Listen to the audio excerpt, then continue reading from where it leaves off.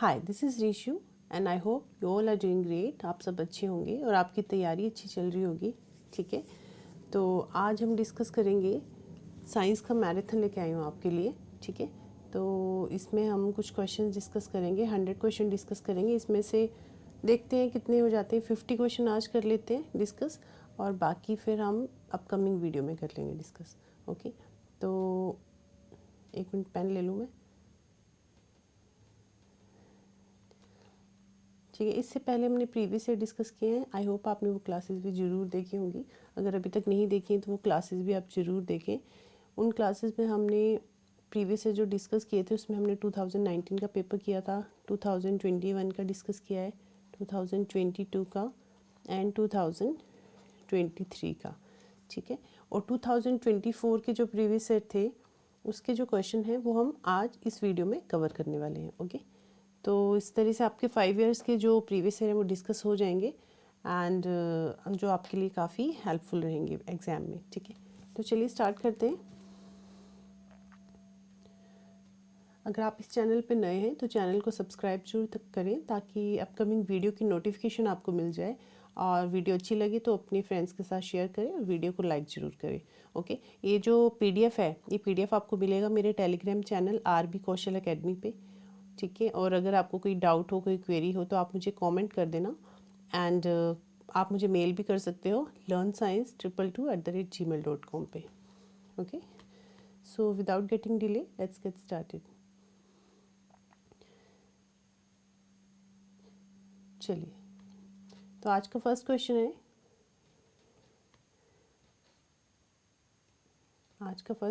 है, read the statement given below and choose the correct option. ठीक है, नीचे स्टेटमेंट दी हुई है वो पढ़ के सही ऑप्शन बताना कि क्या सही है। असर्शन रीज़न वाले क्वेश्चन है। आजकल ये असर्शन रीज़न वाले क्वेश्चन ज़्यादा आ रहे हैं। ठीक है, तो असर्शन रीज़न वाले क्वेश्चन भी लिए हुए हैं। ठीक है, चलिए देखते हैं। असर्शन इज़ कि stomach produces hydrochloric acid that helps in break down of food. ये कह रहा है कि स्टमक जो है हाइड्रोक्लोरिक एसिड प्रोड्यूस करता है जो कि खाने को ब्रेक डाउन करने में हेल्प करता है। सो ये सही है या नहीं? Yes, this is right.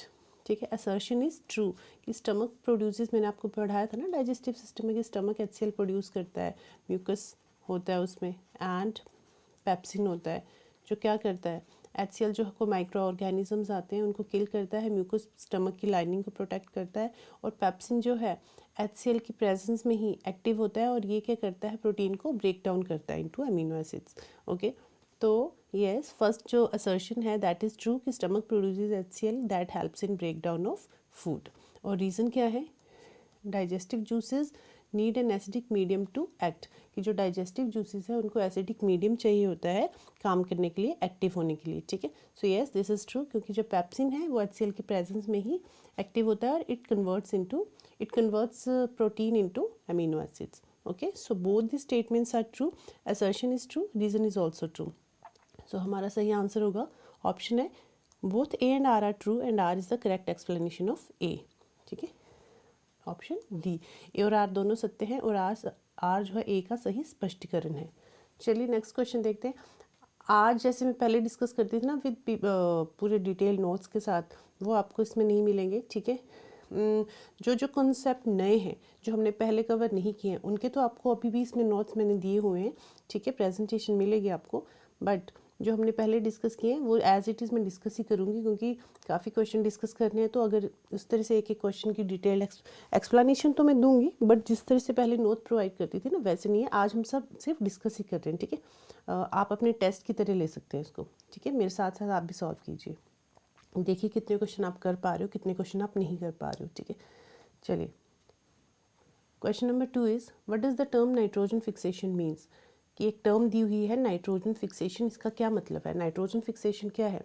अच्छा, आपको पता होगा हमारे एटमॉस्फेयर में 78% नाइट्रोजन इज़ प्रेजेंट। ठीक है, बट स्टिल जो प्लांट्स हैं या हम लिविंग ऑर्गेनिजम्स हैं, डायरेक्टली जो है एयर को, जैसे हम ऑक्सीजन को लेते हैं डायरेक्टली हम एयर को नहीं ले सकते, तो डायरेक्टली प्लांट्स के लिए नाइट्रोजन ज़रूरी होती है। तो प्लांट्स जो है नाइट्रोजन को कैसे लेते हैं, कैसे कंज्यूम करते हैं, नाइट्रोजन जो है उनको सॉइल के थ्रू। ठीक है, सॉइल में some amount of nitrogen is present rain के थ्रू नाइट्रोजन सॉइल में आती है और यही नाइट्रोजन जो है प्लांट्स जो लेग्यूमिनस प्लांट्स होते हैं ना, लेग्यूमिनस प्लांट्स आपने देखा होगा जैसे पल्सेस हैं, बीन्स हैं, पीज हैं, इनकी जो रूट्स हैं, इनकी रूट्स में नोड्यूल्स आर प्रेजेंट। इस तरह से सोलन पार्ट होता है इनकी रूट्स में। तो इस सोलन पार्ट्स में rhizobium bacteria is present over here. क्या प्रेजेंट होता है? Rhizobium bacteria. Rhizobium bacteria is present, जो क्या करता है, एटमॉस्फेरिक नाइट्रोजन को कन्वर्ट करता है इनटू एमोनिया।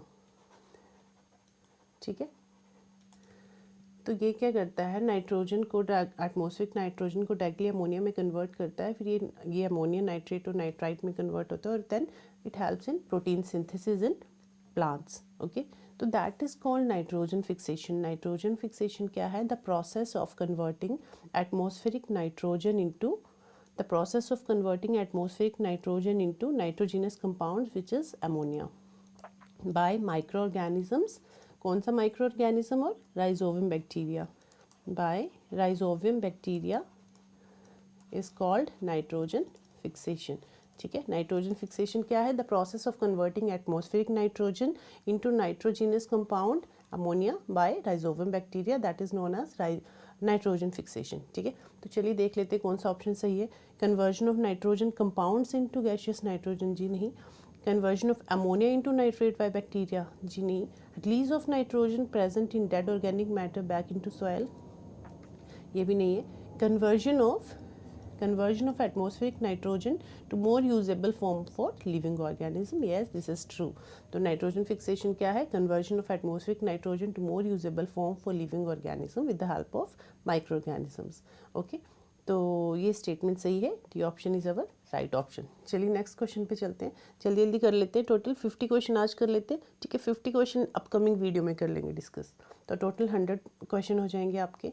एंड देखती हूँ साइंस की पैडागोजी के क्वेश्चंस भी लेके आऊँगी आपके लिए एग्जाम से पहले। आई होपफुली मैं करवा दूँगी साइंस की पैडागोजी भी आपको। ठीक है, कुछ क्वेश्चंस हम कर लेंगे, बाकी तो हमने प्रीवियस ईयर में डिस्कस किए ही हैं, बट फिर भी थोड़े से और कर लेंगे क्वेश्चन, ताकि जो आपका कॉन्सेप्ट है वो बिल्कुल क्लियर हो जाए। ठीक है, कॉन्सेप्चुअल अंडरस्टैंडिंग आपकी क्लियर हो जाए। ओके, चलिए क्वेश्चन नंबर 3 पे चलते हैं। Question number 3 is eight which of the following position does a spring have least potential energy. कि स्प्रिंग कौन सी पोजीशन पे, नीचे 4 ऑप्शन दिए हुए हैं, फॉलोइंग कौन सी पोजीशन है जहाँ पे स्प्रिंग जो है लीस्ट पोटेंशियल एनर्जी होगी। ठीक है, स्प्रिंग आपने देखा होगा जैसे पेन वगैरह में भी रिफिल में डलता है ना, इस तरह छोटा सा स्प्रिंग। ठीक है, स्प्रिंग की बात हो रही है कि स्प्रिंग की लीस्ट पोटेंशियल एनर्जी कब होगी। ठीक है, और पोटेंशियल एनर्जी क्या होती है? There are 2 type of energy ना, एक काइनेटिक एनर्जी होती है एंड एक पोटेंशियल एनर्जी होती है।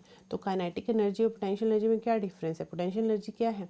पोटेंशियल एनर्जी क्या होता है? स्टोर्ड एनर्जी होती है। Potential energy is stored energy.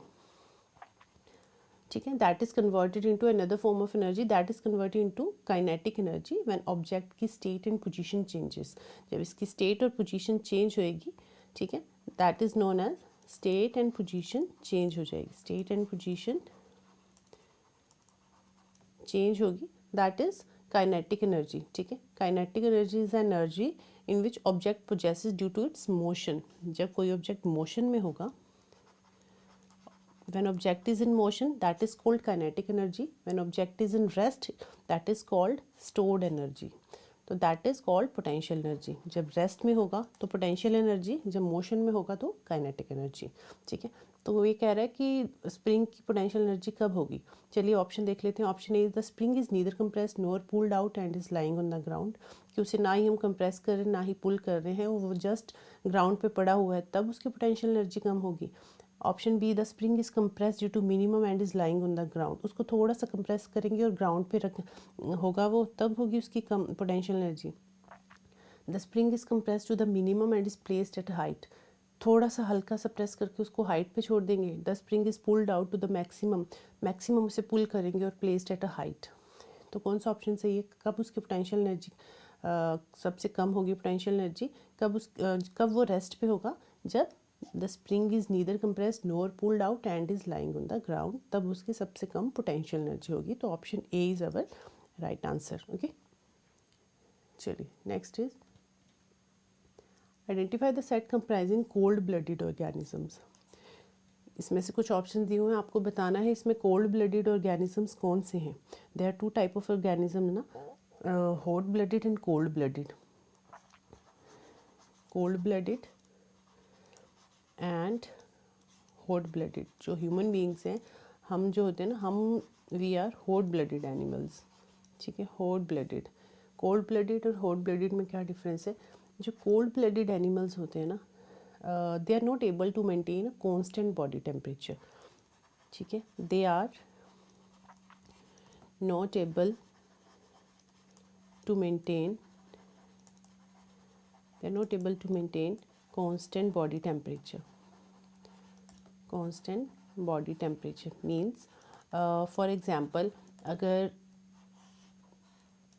अगर बाहर का टेम्परेचर ज़्यादा हॉट है, ठीक है, तो ये जो ऑर्गेनिजम्स हैं, इनका जो टेम्परेचर है ना, इनका खुद अपनी बॉडी टेम्परेचर को मेंटेन नहीं कर पाते, ठीक है, इंटरनल हीट नहीं होती इनकी बॉडी में। ये क्या आउटसाइड टेम्परेचर पे डिपेंड करते हैं। अगर बाहर ज़्यादा गर्मी है तो इनकी बॉडी गर्म हो जाएगी, बाहर ज़्यादा ठंड है तो इनकी बॉडी ठंडी हो जाएगी। मीन्स इनमें जो है they can not generate their own internal heat like human beings. जैसे हम लोग हैं, ज़्यादा ठंड होगी तो क्या होता है, हमारी बॉडी मतलब थोड़ी सी हीट प्रोवाइड करती है हमें, ठीक है, हमें हीट प्रोवाइड करती है, एनर्जी मिलती है, हम जो खाना खाते हैं उससे हमें एनर्जी मिलती है, तो वो क्या करती है, हमें वार्म रखती है। और समर्स में क्या होता है, समर्स में आपने देखा होगा स्वेटिंग ज़्यादा होती है तो हमारी बॉडी ठंडी होती है, ठंडी हो जाती है ड्यू टू स्वेटिंग, ठीक है। तो हम क्या, हमारी जो बॉडी है ये क्या करती है, they can generate their own internal heat और they are able to maintain constant body temperature. जो हॉट ब्लडेड ऑर्गेनिजम्स होते हैं, they are able to maintain constant body temperature. बाहर के टेम्परेचर पे डिपेंड नहीं करता हमारा टेम्परेचर। अगर बाहर ज़्यादा गर्मी है तो क्या होगा, हमारी जो बॉडी है ड्यू टू स्वेटिंग ठंडी फील करेगी, और अगर बाहर ज़्यादा ठंड है तो हमारी बॉडी क्या है, थोड़ी सी, जैसे हैंड रब करोगे आप देखोगे ना, हीट प्रोवाइड होती है, हम थोड़ा सा गर्म फील करते हैं। ऐसा तो नहीं कि बाहर ज़्यादा ठंड है तो हमारी बॉडी भी बिल्कुल ठंडी हो जाएगी, बाहर ज़्यादा गर्मी है तो हमारी बॉडी बिल्कुल गर्म हो जाएगी, ऐसा नहीं होता। कोल्ड ब्लडेड एनिमल्स में ऐसा होता है कि बाहर ज़्यादा गर्मी है तो उनकी बॉडी जो है बहुत ज़्यादा गर्म हो जाएगी, बाहर ज़्यादा ठंड है तो उनकी जो बॉडी है बहुत ज़्यादा ठंडी हो जाएगी। तो इसलिए ये जो कोल्ड ब्लडेड एनिमल्स हैं, ये ज़्यादा ठंड में सर्वाइव नहीं कर पाते, ठीक है। हॉट ब्लडेड एनिमल्स क्या होते हैं, they are able to maintain constant body temperature, constant body temperature. I hope आपको समझ आ गया होगा डिफरेंस दोनों में, कोल्ड ब्लडेड और हॉट ब्लडेड में। तो इसमें बताना है कौन सा सेट जो है कोल्ड ब्लडेड एनिमल्स हैं। लिजर्ड, पैरट, डॉल्फिन, बर्ड्स जो हैं, बर्ड्स जो है हॉट ब्लडेड एनिमल्स में आती हैं, ऑर्गेनिजम्स में आती हैं। पिजन, बर्ड्स मैंने पहले बताया, मैमल्स और birds they are hot blooded animals. Mammals और बर्ड्स के हैं हॉट ब्लडेड एनिमल्स हैं। मैमल्स की स्पेलिंग देख लेना, डबल एम आएगा। Mammals and birds hot blooded animals. और रेप्टाइल्स हो गए, एम्फीबियंस हो गए, फिशेस होगी, ये सब क्या है, कोल्ड ब्लडेड एनिमल्स है। तो snake, frog, cockroach, whale, frog, earthworm, whale, frog, earthworm.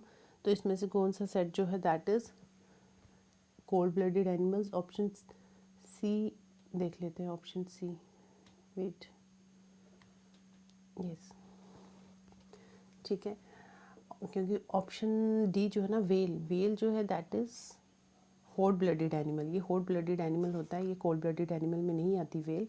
तो option C, snakes, frog and cockroach, ये क्या है, कोल्ड ब्लडेड एनिमल्स। कॉकरोच भी कोल्ड ब्लडेड एनिमल्स हैं, ठीक है। अभी बताया ना कुछ fish, insects, amphibians and reptiles, ये जो हैं कोल्ड ब्लडेड एनिमल्स में आती हैं। बट वेल जो है, वेल कोल्ड ब्लडेड नहीं है, ठीक है, वेल क्या है, हॉट ब्लडेड एनिमल ऑर्गेनिज्म में आएगी, ठीक है। Option C is our right answer. चलिए नेक्स्ट क्वेश्चन पे चलते। Question number 5। Question number 5 is read the following paragraph and choose the option with the set of words which would fill the blanks correctly in the given order. During fertilization, paragraph is during fertilization, the sperm cell from the father and the egg cell of the mother fuse to form a, fertilization में आपने पढ़ा होगा कि father और mother के जो sperm cells हैं of father और एग सेल हैं mother, they fuse to form a, क्या बनाते हैं, फ्यूज होके जाइगोट बनाते हैं, ठीक है, क्या बनाते हैं, जाइगोट। फिर जाइगोट के बाद क्या बनता है, एम्ब्रियो, एम्ब्रियो स्टेज आती है, और एम्ब्रियो के बाद कौन सी स्टेज आती है? फीटस। ठीक है, जब स्पर्म सेल और एग सेल फ्यूज़ होंगे तो क्या बनेगा, क्या फर्टिलाइजेशन किस में होगी? जाइगोट बनेगा, और जाइगोट से एम्ब्रियो स्टेज आएगी, एम्ब्रियो से फीटस बनेगा, और फीटस फिर धीरे धीरे डेवलप होगा, 9 मंथ्स में फीटस डेवलप हो जाता है। तो इसमें पूछ रहा है कि फर्टिलाइजेशन पे जब एग सेल और स्पर्म सेल फ्यूज़ हो रहे हैं तो क्या बन रहा है? फॉर्म अ डब्ल्यू, डब्ल्यू क्या है? जाइगोट, डब्ल्यू क्या है? जाइगोट। तो ऑप्शन देख लेते हैं किसमें है जाइगोट। फर्स्ट तीनों में ही जाइगोट है, इसमें ऑप्शन नहीं, जाइगोट नहीं, तो it means this is not our answer. आगे देख लेते हैं क्या कह रहे हैं। Which device repeatedly to give rise to wall of cells, these cell begin to develop into different organ and tissue, this developing structure called, means W जो है उसके बाद डेवलप हो रहा है तो एक्स में डेवलप हो रहा है, तो एक्स क्या है? अभी बताया ना, जाइगोट के बाद एम्ब्रियो स्टेज बनती है, तो एम्ब्रियो देख लीजिए किस में है जाइगोट के बाद एम्ब्रियो। जाइगोट के बाद एम्ब्रियो ए में तो नहीं है, बी में है, डी में भी नहीं है, तो ये दोनों गलत हो गए, और this is our right answer. तो अगर आपको ज़्यादा नहीं भी पता है तब भी you can find out the answer. ठीक है, फर्स्ट स्टेज जाइगोट है, उसके बाद एम्ब्रियो बन रहा है, उसके बाद फीटस बनता है। आगे देख लेते हैं क्या कह रहा है। X gets embedded in the ball of Y, की एक्स जो है वाई की वॉल से इम्बेडेड होता है, सटा हुआ होता है, जुड़ा हुआ होता है। तो एक्स जो है किसकी वॉल से जुड़ा होता है? वाई। वाई क्या है यहाँ पे? यूट्रस। ठीक है, यूट्रस की वॉल से अटैच होता है x, and the stage of x in which all body parts can be identified is called, कि एक्स की जो स्टेज मतलब एम्ब्रियो की जो स्टेज जिसमें सारे बॉडी पार्ट्स अपीयर होंगे उसको हम क्या कह रहे हैं? उसको हम जेड कह रहे हैं। तो उसको हम क्या कह रहे हैं? फीटस, जहाँ पे सारे बॉडी पार्ट्स अपीयर होना शुरू हो जाते हैं और 9 मंथ्स तक फिर वो डेवलपमेंट होती रहती है, तो उसको हम कहते हैं फीटस। तो जेड इज़ फीटस। ठीक है, तो यही हमारा राइट आंसर है, option B, zygote, embryo, uterus, foetus. ठीक है, युग्मनज, भ्रूण, गर्भाशय एंड भ्रूण, this is our right answer.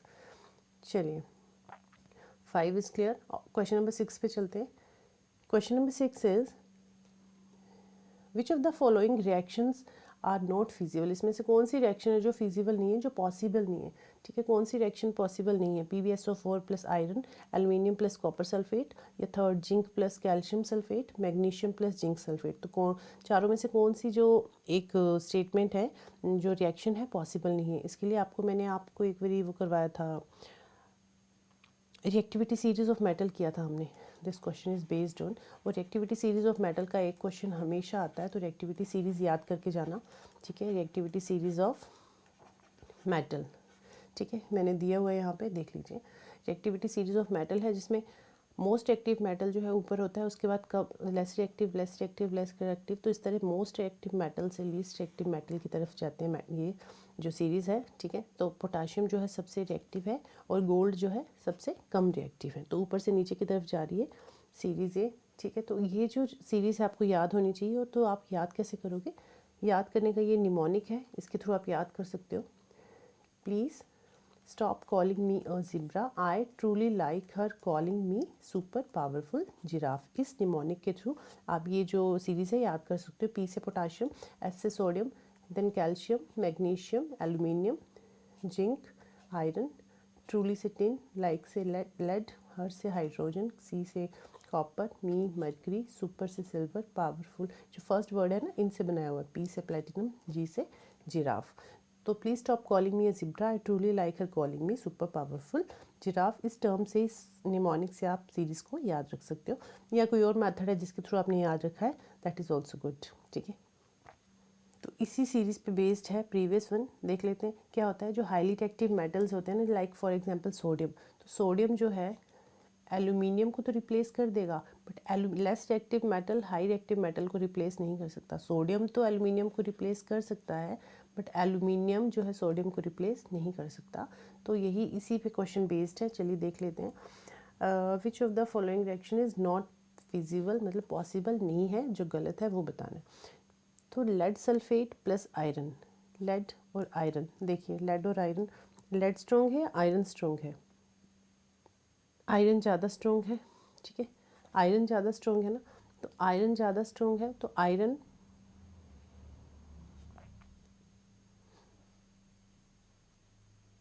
हाँ आयरन ज़्यादा स्ट्रॉन्ग है, तो लेड जो है इसके साथ रिएक्ट नहीं करेगा। ठीक है, लेड जो है आयरन को रिप्लेस नहीं करेगा, आयरन लेड को रिप्लेस कर सकता है, so this is not true.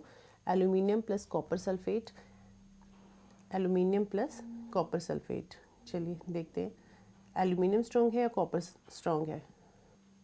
Aluminium और कॉपर, देखिए कौन स्ट्रॉन्ग है दोनों में से, एल्यूमिनियम या कॉपर। देखिए यहाँ पे एल्यूमिनियम स्ट्रॉन्ग है या फिर कॉपर स्ट्रॉन्ग है। एल्यूमिनियम ज़्यादा स्ट्रॉन्ग है, तो एल्यूमिनियम तो कॉपर को कर सकता है, एल्यूमिनियम तो कॉपर को कर सकता है, बट कॉपर जो है एल्यूमिनियम के साथ रिएक्ट नहीं करेगा, so this is not true. ठीक है, अब next option C, zinc plus calcium. Zinc strong है या कैल्शियम, देख लेते हैं। जिंक और कैल्शियम में कौन सा स्ट्रॉन्ग है, जिंक या कैल्शियम। कैल्शियम ज़्यादा स्ट्रॉन्ग है। ठीक है, कैल्शियम ज़्यादा स्ट्रॉन्ग है जिंक से। कैल्शियम ज़्यादा स्ट्रॉन्ग है तो कैल्शियम क्या है, जिंक को रिप्लेस कर देगा, बट जिंक कैल्शियम को नहीं कर सकता, है ना। अगर यहाँ पे जिंक होता, यहाँ कैल्शियम होता तो नहीं हो पाता, बट कैल्शियम जो है जिंक को रिप्लेस कर देगा। ठीक है, तो ये दिस रिएक्शन इज़ पॉसिबल। ठीक है, and this is our right option. ठीक है, कौन सी रिएक्शन पॉसिबल है, जिंक, यहाँ लिख के बता देती हूँ, कैल्शियम सल्फेट, तो क्या होगा, कैल्शियम जो है जिंक को रिप्लेस कर देगा, तो कैल्शियम जिंक की जगह आ जाएगा, calcium plus zinc sulphate, calcium ने इसको रिप्लेस कर दिया। ठीक है, तो this is possible. Magnesium plus zinc also not possible. ठीक है, क्योंकि जिंक जो है, जिंक और मैग्नीशियम में यहाँ देख लीजिए कौन सा स्ट्रॉन्ग है, जिंक या मैग्नीशियम। मैग्नीशियम ज़्यादा स्ट्रॉन्ग है, मैग्नीशियम ज़्यादा स्ट्रॉन्ग है, तो मैग्नीशियम, एक मिनट, अच्छा इसमें नॉट पॉसिबल बताना है, थोड़ा सा गड़बड़ हो गया, रुको दोबारा से बता देती हूँ आपको ये क्वेश्चन। ठीक है, एक मिनट, इसको इरेज नहीं, ऐसे कट कर देती हूँ यहाँ पे। ठीक है, फिर से बता देती हूँ, यहाँ पे देख लीजिए क्या है, थोड़ा सा गलत हो गया, हमें बताना है नॉट पॉसिबल। तो जो स्ट्रॉन्ग है वो जो है वीक को रिप्लेस कर सकता है नहीं, तो आयरन स्ट्रॉन्ग है या लेड, आयरन ज़्यादा स्ट्रॉन्ग है तो आयरन जो है इसको रिप्लेस कर देगा। ठीक है, आयरन जो है, तो रिएक्शन क्या होगी, iron sulphate plus lead, this is possible. Second क्या है, aluminium plus copper sulphate. Aluminium ज़्यादा स्ट्रॉन्ग है या कॉपर ज़्यादा स्ट्रॉन्ग है, कौन सा ज़्यादा स्ट्रॉन्ग है, एल्यूमिनियम ज़्यादा स्ट्रॉन्ग है, तो एल्यूमिनियम जो है इसको रिप्लेस कर देगा, aluminium sulphate plus copper. Yes, this is possible. Not possible बताना है ना हमें। ठीक है, इसको छोड़ो, यहाँ पे देखिए, जिंक प्लस कैल्शियम सल्फेट, कौन सा ज़्यादा स्ट्रॉन्ग है, जिंक या कैल्शियम। जिंक या कैल्शियम में से कौन सा स्ट्रॉन्ग है, कैल्शियम स्ट्रॉन्ग है। ठीक है, कैल्शियम स्ट्रॉन्ग है, तो जिंक जो है कैल्शियम को रिप्लेस नहीं कर सकता, सो this is not possible. But magnesium plus zinc sulphate में, मैग्नीशियम प्लस जिंक सल्फेट में कौन स्ट्रॉन्ग होता है, जिंक या मैग्नीशियम। जिंक, मैग्नीशियम ज़्यादा स्ट्रॉन्ग है, तो मैग्नीशियम क्या करेगा, जिंक को रिप्लेस कर देगा, मैग्नीशियम, ये रिएक्शन ऐसे हो जाएगी। ठीक है, इसके लिए रिएक्टिविटी सीरीज ऑफ मेटल आपको पता होनी चाहिए। ठीक है, कि अगर कोई जो मेटल है, जो ज़्यादा स्ट्रॉन्ग मेटल है, वो जो लेस रिएक्टिव मेटल है उसको रिप्लेस कर सकता है, बट जो लेस रिएक्टिव है जो वो स्ट्रॉन्ग वाले को रिप्लेस नहीं करेगा। ठीक है, तो यहाँ जिंक और ये वाली जो केस है, ये वाला जो रिएक्शन है जिंक और कैल्शियम में, जो कैल्शियम है जब वो ज़्यादा स्ट्रॉन्ग है तो जिंक जो है कैल्शियम को रिप्लेस नहीं कर सकता, सो this is not feasible, not possible. ठीक है, नॉट पॉसिबल, तो this is our right answer. हमें ये पूछा था कि कौन सा फिजिबल नहीं है, कौन सा पॉसिबल नहीं है, option C is our right answer. No, this is not possible, ये रिएक्शन पॉसिबल नहीं है। ठीक है, वो थोड़ा सा गड़बड़ हो गया अंडरस्टैंडिंग में, ये पॉसिबल नहीं है। ठीक है, चलिए इसके लिए रिएक्टिविटी सीरीज ऑफ मेटल आप लर्न कर लेना।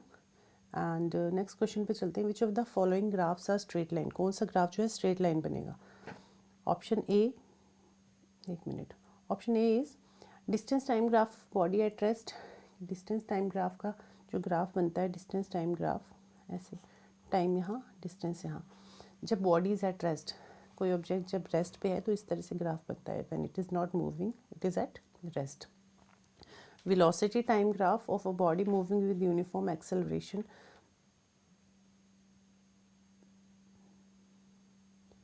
straight line, okay, velocity time graph, एक मिनट, velocity यहाँ पे और time यहाँ पे, velocity time graph body moving with uniform acceleration, uniform acceleration मतलब यूनिफॉर्म मतलब एक जैसा। ठीक है, सेम डिस्टेंस पे, सेम टाइम पे सेम डिस्टेंस कवर कर रहा है विद सेम वेलोसिटी। ठीक है, that is called uniform. Acceleration का मतलब, एक्सेलरेशन क्या होता है? Acceleration is change of velocity, ठीक है।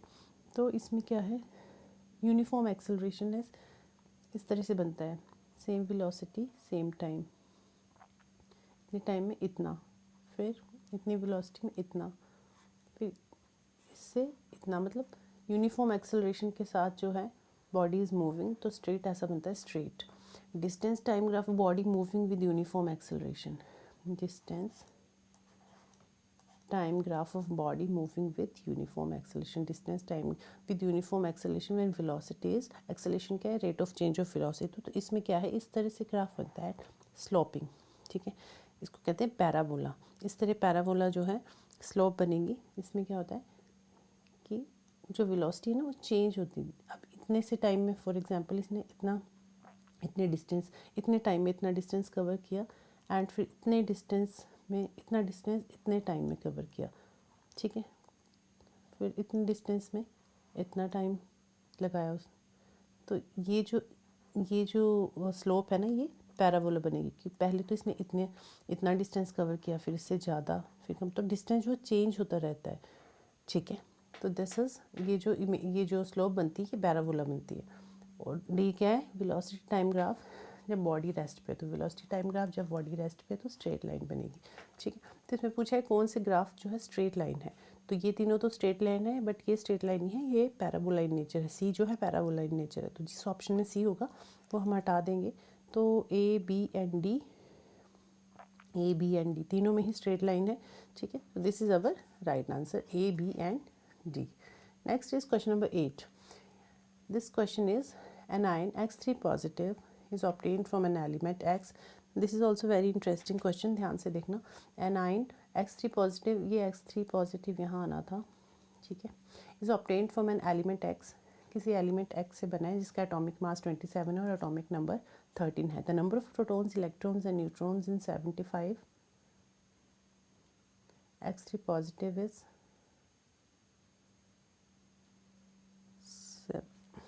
75, कुछ नहीं है, ये इसको कट कर देना।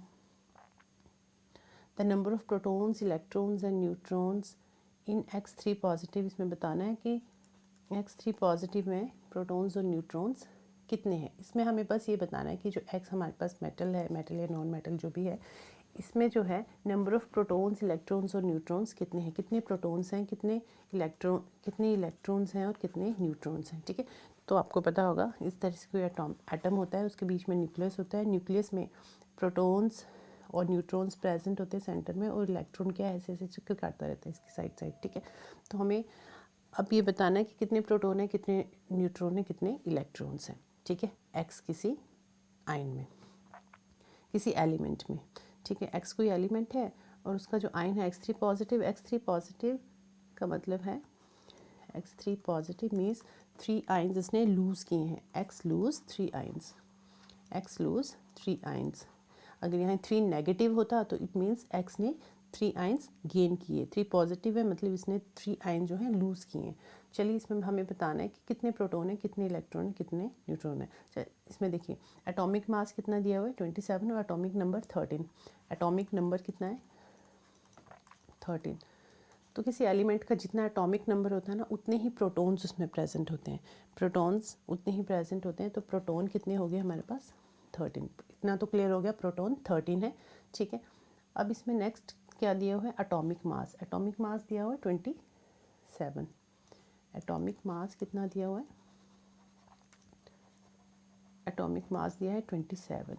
और एटॉमिक मास क्या होता है, एटॉमिक मास कैसे डिफाइन करते हैं, इट इज़, एटॉमिक मास जो है वो सम होता है प्रोटॉन और न्यूट्रॉन का।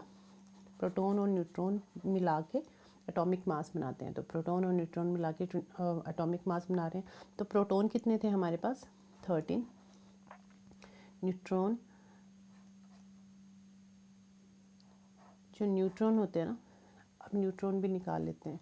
न्यूट्रॉन जो होते हैं, न्यूट्रॉन एक्चुअली जितने, न्यूट्रॉन क्या होता है, न्यूट्रॉन न्यूट्रल होता है, तो जितने प्रोटॉन्स प्रेजेंट है उतने ही न्यूट्रॉन प्रेजेंट होते हैं। तो प्रोटॉन कितने प्रेजेंट है 13, बट इसमें 3 पॉजिटिव आइंस भी हैं, ठीक है। 3 पॉजिटिव आइंस हैं, तो मतलब 3 इसने लूज़ किए, तो 3 लूज़ किए तो 3 माइनस कर दीजिए, तो कितने न्यूट्रॉन आ गए हमारे पास 10।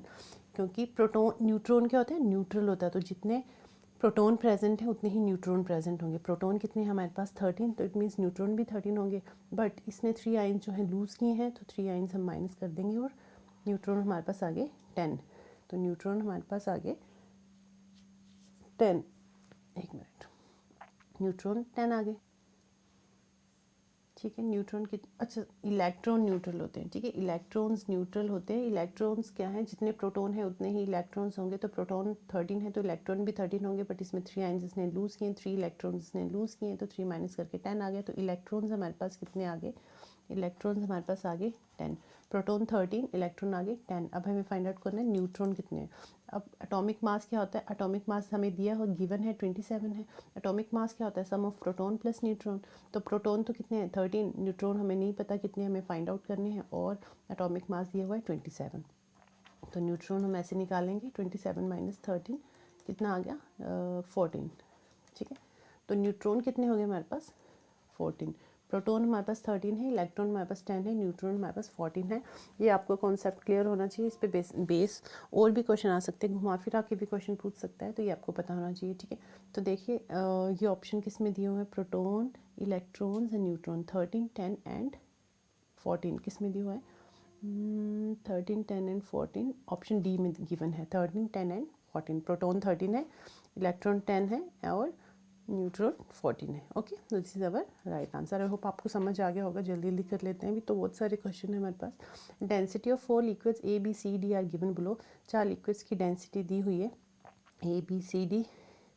ए की डेंसिटी इतनी है, बी की इतनी है, सी की इतनी है, डी की 1020 है। Based on this information identify the correct statement from the following. कौन सा हमें सही है ये बताना है। An object that floats in liquid C, कोई ऑब्जेक्ट है जो लिक्विड सी में फ्लोट कर रहा है, मे और may not float in liquid है, लिक्विड में फ्लोट कर भी सकता है, नहीं भी कर सकता है। An object that float in liquid C, अगर कोई ऑब्जेक्ट लिक्विड सी में फ्लोट कर रहा है तो या तो उसका वेट कोई भी ऑब्जेक्ट फ्लोट कब करेगा जब उसका वेट जो है उसका जो an object is float in liquid if its density is less than, अगर इसकी डेंसिटी इससे कम है या इसके बराबर है तभी वो चीज़ इस पर फ्लोट करेगी, ठीक है। किसी चीज़ की डेंसिटी 924 है या 924 से कम है तभी वो फ्लोट करेगी, ठीक है। तो ये कह रहा है that float in liquid C, अगर कोई लिक्विड सी में फ्लोट कर रहा है तो या तो उसकी डेंसिटी 924 होगी या फिर उससे लेस होगी, ठीक है, तभी वो उस पर फ्लोट करेगा। तो वो कह रहा है जो इस पर फ्लोट करेगा मे और may not float in liquid है, हो सकता है लिक्विड में फ्लोट करे या ना करे। हाँ हो सकता है, अगर देखें ए में फ्लोट करे या ना करे। हाँ अगर देखिए 786 से लेके 924 के बीच में अगर किसी चीज़ की डेंसिटी है तो वो 786 तो 785 से ज़्यादा हो गया ना, तो 786 वाली चीज़ तो इस पर फ्लोट नहीं करेगी, वो तो सिंक हो जाएगी। यस, तो दिस इज़ ट्रू। अगर इसका वेट कोई चीज़ सी पे जो सी है उस पर फ्लोट कर रही है, इट मीन्स 924 से उसका वेट कम होगा या 924 होगा, तो इस पर तो फ्लोट हो रहा है। बट 924 वाली कोई चीज़ या उससे कम, मान लीजिए 786 से 924 की कोई भी ऑब्जेक्ट है, उसकी डेंसिटी है, तो क्या 785 पे सिंक ये फ्लोट करेगा? नहीं करेगा, क्योंकि 786 785 से ज़्यादा हो गया ना, तो वो तो सिंक कर जाएगा, फ्लोट नहीं करेगा। तो this option is our right option, ठीक है। चलिए फास्ट करते हैं अब। नेक्स्ट क्या ऑप्शन, नेक्स्ट ऑप्शन भी देख लेते हैं। चलो, an object that float in liquid A may और may not float in liquid B, कि कोई ऑब्जेक्ट जो लिक्विड ए में फ्लोट कर रहा है, लिक्विड ए में फ्लोट कर रहा है जरूर, तो मे और may not float in liquid B, तो वो लिक्विड बी में फ्लोट कर भी सकता है, नहीं कर सकता है। दिस इज़ नॉट ट्रू, क्योंकि 820 है ना, तो 786 से 820 तक का सारी जो वेट है वो तो उस पर फ्लोट करेंगे। An object that float in liquid B, जो लिक्विड बी पे फ्लोट कर रहा है श्योरली फ्लोट इन लिक्विड है, ऐसा जरूरी नहीं है, नहीं करेगा, क्योंकि 786 से 820 के बीच में वेट है। 785 पे 786 की कोई वेट रख देंगे तो वो तो सिंक कर जाएगा ना, फ्लोट नहीं करेगा। An object that float in liquid C, कोई लिक्विड सी में फ्लोट कर रहा है surely float in liquid B, this is also wrong, क्योंकि 821 के बीच से लेके 924 तक की कोई चीज़ हम अगर इस पे रखेंगे तो वो सिंक नहीं करेगी, सॉरी वो फ्लोट नहीं करेगी, वो तो सिंक कर जाएगी, क्योंकि उसका वेट ज़्यादा हो गया ना, 820 से ज़्यादा हो गया 821 और 924 के बीच का वेट। तो दिस इज़ ऑल्सो रॉन्ग, तो हमारा राइट ऑप्शन है ऑप्शन ए। चलिए जल्दी जल्दी करते हैं अब। Read the statement and choose the correct option. एक स्टेटमेंट दी है, electric current is a vector quantity, reason is electric quantity is a quantity having magnitude as well as direction. जो स्टेटमेंट है कि electric current is a vector quantity, तो assertion है sorry तो ये गलत है, क्योंकि इलेक्ट्रिक करंट हो that is scalar quantity. Electric current क्या है? Scalar quantity. वैसे स्केलर क्वांटिटी और वेक्टर क्वांटिटी में क्या डिफरेंस है? जो स्केलर क्वांटिटी है ना, स्केलर क्वांटिटी उसको हम डायरेक्टली जैसे अलजेब्रिक फॉर्म में सम फॉर एग्जांपल कैसे बताऊँ आपको, प्लस माइनस कर सकते हैं। अलजेब्रिक ये जो है ना अलजेब्रा को फॉलो करेगा। जो स्केलर क्वांटिटी है वो अलजेब्रा को फॉलो करती है। फॉर एग्जांपल स्केलर क्वांटिटी क्यों है इलेक्ट्रिक करंट? क्योंकि फॉर एग्जांपल यहाँ देखिए, यहाँ से कोई करंट आया 4 एम्पियर का और यहाँ से कोई करंट आया 7 एम्पियर का, ठीक है। तो ये यहाँ पे जाके क्या हो जाएगा, +7 और 4 दोनों प्लस हो जाएंगे, 7 8 9 10 11, मतलब यहाँ पे 11 एम्पियर का करंट फ्लो हो रहा है। तो ये अलजेब्रिक फॉर्म को जो है दर्शाता है, अलजेब्रिक फॉर्म को प्रेजेंट करता है, ठीक है। और जबकि वेक्टर क्वांटिटी में ऐसा नहीं होता। बट इलेक्ट्रिक करंट जो है स्केलर क्वांटिटी है, वेक्टर क्वांटिटी नहीं है। वेक्टर क्वांटिटी में क्या है, वेक्टर क्वांटिटी में भी magnitude as well as direction both होते हैं, बट वेक्टर क्वांटिटी जो है ना वेक्टर लॉ को फॉलो करती है, वेक्टर लॉ को फॉलो करती है। जबकि जो इलेक्ट्रिक करंट है वो है तो स्केलर क्वांटिटी, वो स्केलर क्वांटिटी है, वेक्टर क्वांटिटी नहीं है। ऑल्दो इसमें मैग्नीट्यूड और डायरेक्शन होता है। जो स्केलर क्वांटिटी होती है ना, वैसे यहाँ बताती हूँ, स्केलर और वेक्टर, जो स्केलर क्वांटिटी होती है इसमें ओनली क्या होता है, इट शोज ओनली मैग्नीट्यूड, इसमें सिर्फ मैग्नीट्यूड होता है, but that is only magnitude. और वेक्टर क्वांटिटी में क्या होता है, इसमें मैग्नीट्यूड और डायरेक्शन दोनों ही होती है। तो स्केलर क्वांटिटी के क्या क्या एग्जांपल हैं, स्पीड, लाइट, मास, स्पीड, लाइट, मास, ये सब क्या है, स्केलर क्वांटिटी के एग्जांपल है। Electric current also. But vector quantity के एग्जांपल क्या क्या है, फॉर एग्जांपल फोर्स, आपने फोर्स अप्लाई किया एक बॉल को एक फ्रेंड से दूसरे फ्रेंड की तरफ थ्रो कर रहे हो मान लीजिए, तो वहाँ क्या आपने फोर्स भी अप्लाई की, वहाँ एक डायरेक्शन भी है, बॉल एक डायरेक्शन में भी जा रही है, तो फोर्स क्या है, दैट इज फोर्स है, वेलोसिटी है। ये तो एग्जांपल हो गए वेक्टर के। स्केलर का एग्जांपल क्या हो गया, स्पीड है, लाइट है, ये सारे क्या हैं कि इसमें सिर्फ मैग्नीट्यूड होता है, do not follow direction, magnitude होता है। बट जो ये है इलेक्ट्रिक करंट है, ये क्या एक्सेप्शन है कि इसमें मैग्नीट्यूड और डायरेक्शन दोनों ही हैं, बट ये जो है वेक्टर लॉ को फॉलो नहीं करता, इसलिए दैट्स वाई ये क्या है, स्केलर क्वांटिटी है। अगर ये वेक्टर लॉ को फॉलो करता ना इलेक्ट्रिक करंट, तो इसको हम वेक्टर क्वांटिटी में ही रखते, बट ये स्केलर, ये जो है वेक्टर लॉ को फॉलो नहीं करता, that's why it is in scalar. तो ये क्या है, स्केलर क्वांटिटी है। और ये एक्सेप्शन है कि ये दोनों ही, इसमें जो है दोनों magnitude as well as direction दोनों ही प्रेजेंट होते हैं। तो ये हमारा सही है। असर्शन हमारा गलत है, electric current is a vector quantity, no electric current is a scalar quantity. और ये एक एक्सेप्शन है, अगर ये वेक्टर लॉ को फॉलो करता तो फिर ये वेक्टर क्वांटिटी ही होता, बट ये वेक्टर लॉ को फॉलो नहीं करता, that's why it is scalar quantity. और electric current is a quantity having magnitude as well as direction, इसमें दोनों ही होते हैं, एंड दिस इज ट्रू। तो A is false and R is true, this is our right option, ठीक है। Which of the following cell organelles contain their own DNA, कौन सी नीचे सेल ऑर्गेनेल्स दी हुई हैं, सेल ऑर्गेनेल्स आपको पता है सेल में प्रेजेंट होती हैं, ठीक है। हर सेल ऑर्गेनेल का डिफरेंट डिफरेंट फंक्शन होता है, तो इसमें पूछा है किसके पास डीएनए होता है, अपना डीएनए किसके पास है और किसके पास नहीं है। तो प्लास्टिड में होता है डीएनए अपना, माइटोकॉन्ड्रिया में भी होता है, न्यूक्लियस में भी होता है, बट वैक्यूल्स में डीएनए प्रेजेंट नहीं होता। तो हमारा सही आंसर क्या है, A, B and C, this is our right answer. चलिए नेक्स्ट पे चलते हैं, question number 12, which of the following statement about the cells of living organisms are correct.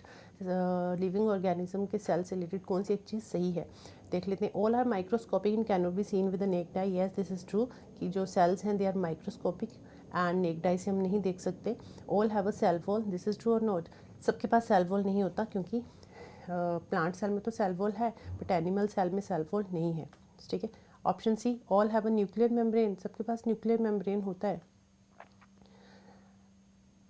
जी नहीं, this is also not true. Eukaryotic cells में तो nuclear membrane होता है, but prokaryotic cells में न्यूक्लियर मेम्ब्रेन नहीं होता है, प्रोकैरियोटिक में नहीं है, ओनली यूकैरियोटिक में न्यूक्लियर मेम्ब्रेन है। और option D, all have a cell membrane, yes this is also true, सबके पास सेल मेम्ब्रेन होता है।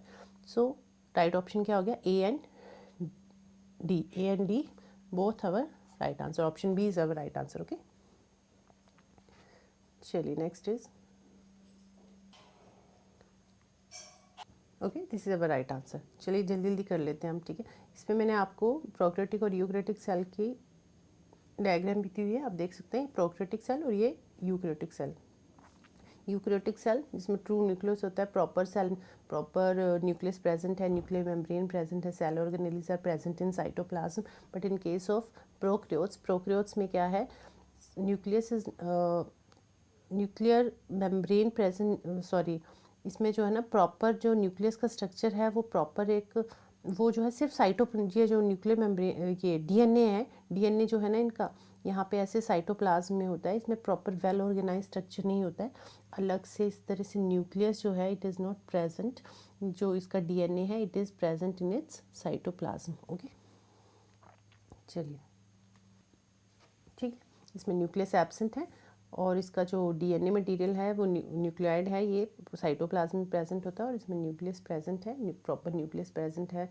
और इसमें जो है इस तरह से सेल ऑर्गेनेल्स जो हैं प्रॉपर साइटोप्लाज्म में प्रेजेंट है, ठीक है। तो इसमें न्यूक्लियस प्रेजेंट है, इसमें न्यूक्लियस जो है एब्सेंट है। चलिए नेक्स्ट पे चलते हैं। Question number 13, select the set that correctly matches the type of waste given in column A with approximate time. कौन सा वेस्ट को कितना टाइम लगता है डिकम्पोज होने में, उसके साथ मैच करना है। तो प्लास्टिक बॉटल को सबसे ज़्यादा टाइम लगता है, प्लास्टिक बॉटल सेवरल ईयर्स, ए का 5, ए का 5 कहाँ है, यहाँ तो नहीं है, कैंसिल, ए का 5 यहाँ है, यहाँ भी है, दोनों में से देख लेते हैं कौन से। सिल्क स्कार्फ को, यस, सिल्क को भी ज़्यादा टाइम लगता है, 4 साल, सिल्क स्कार्फ 4 साल।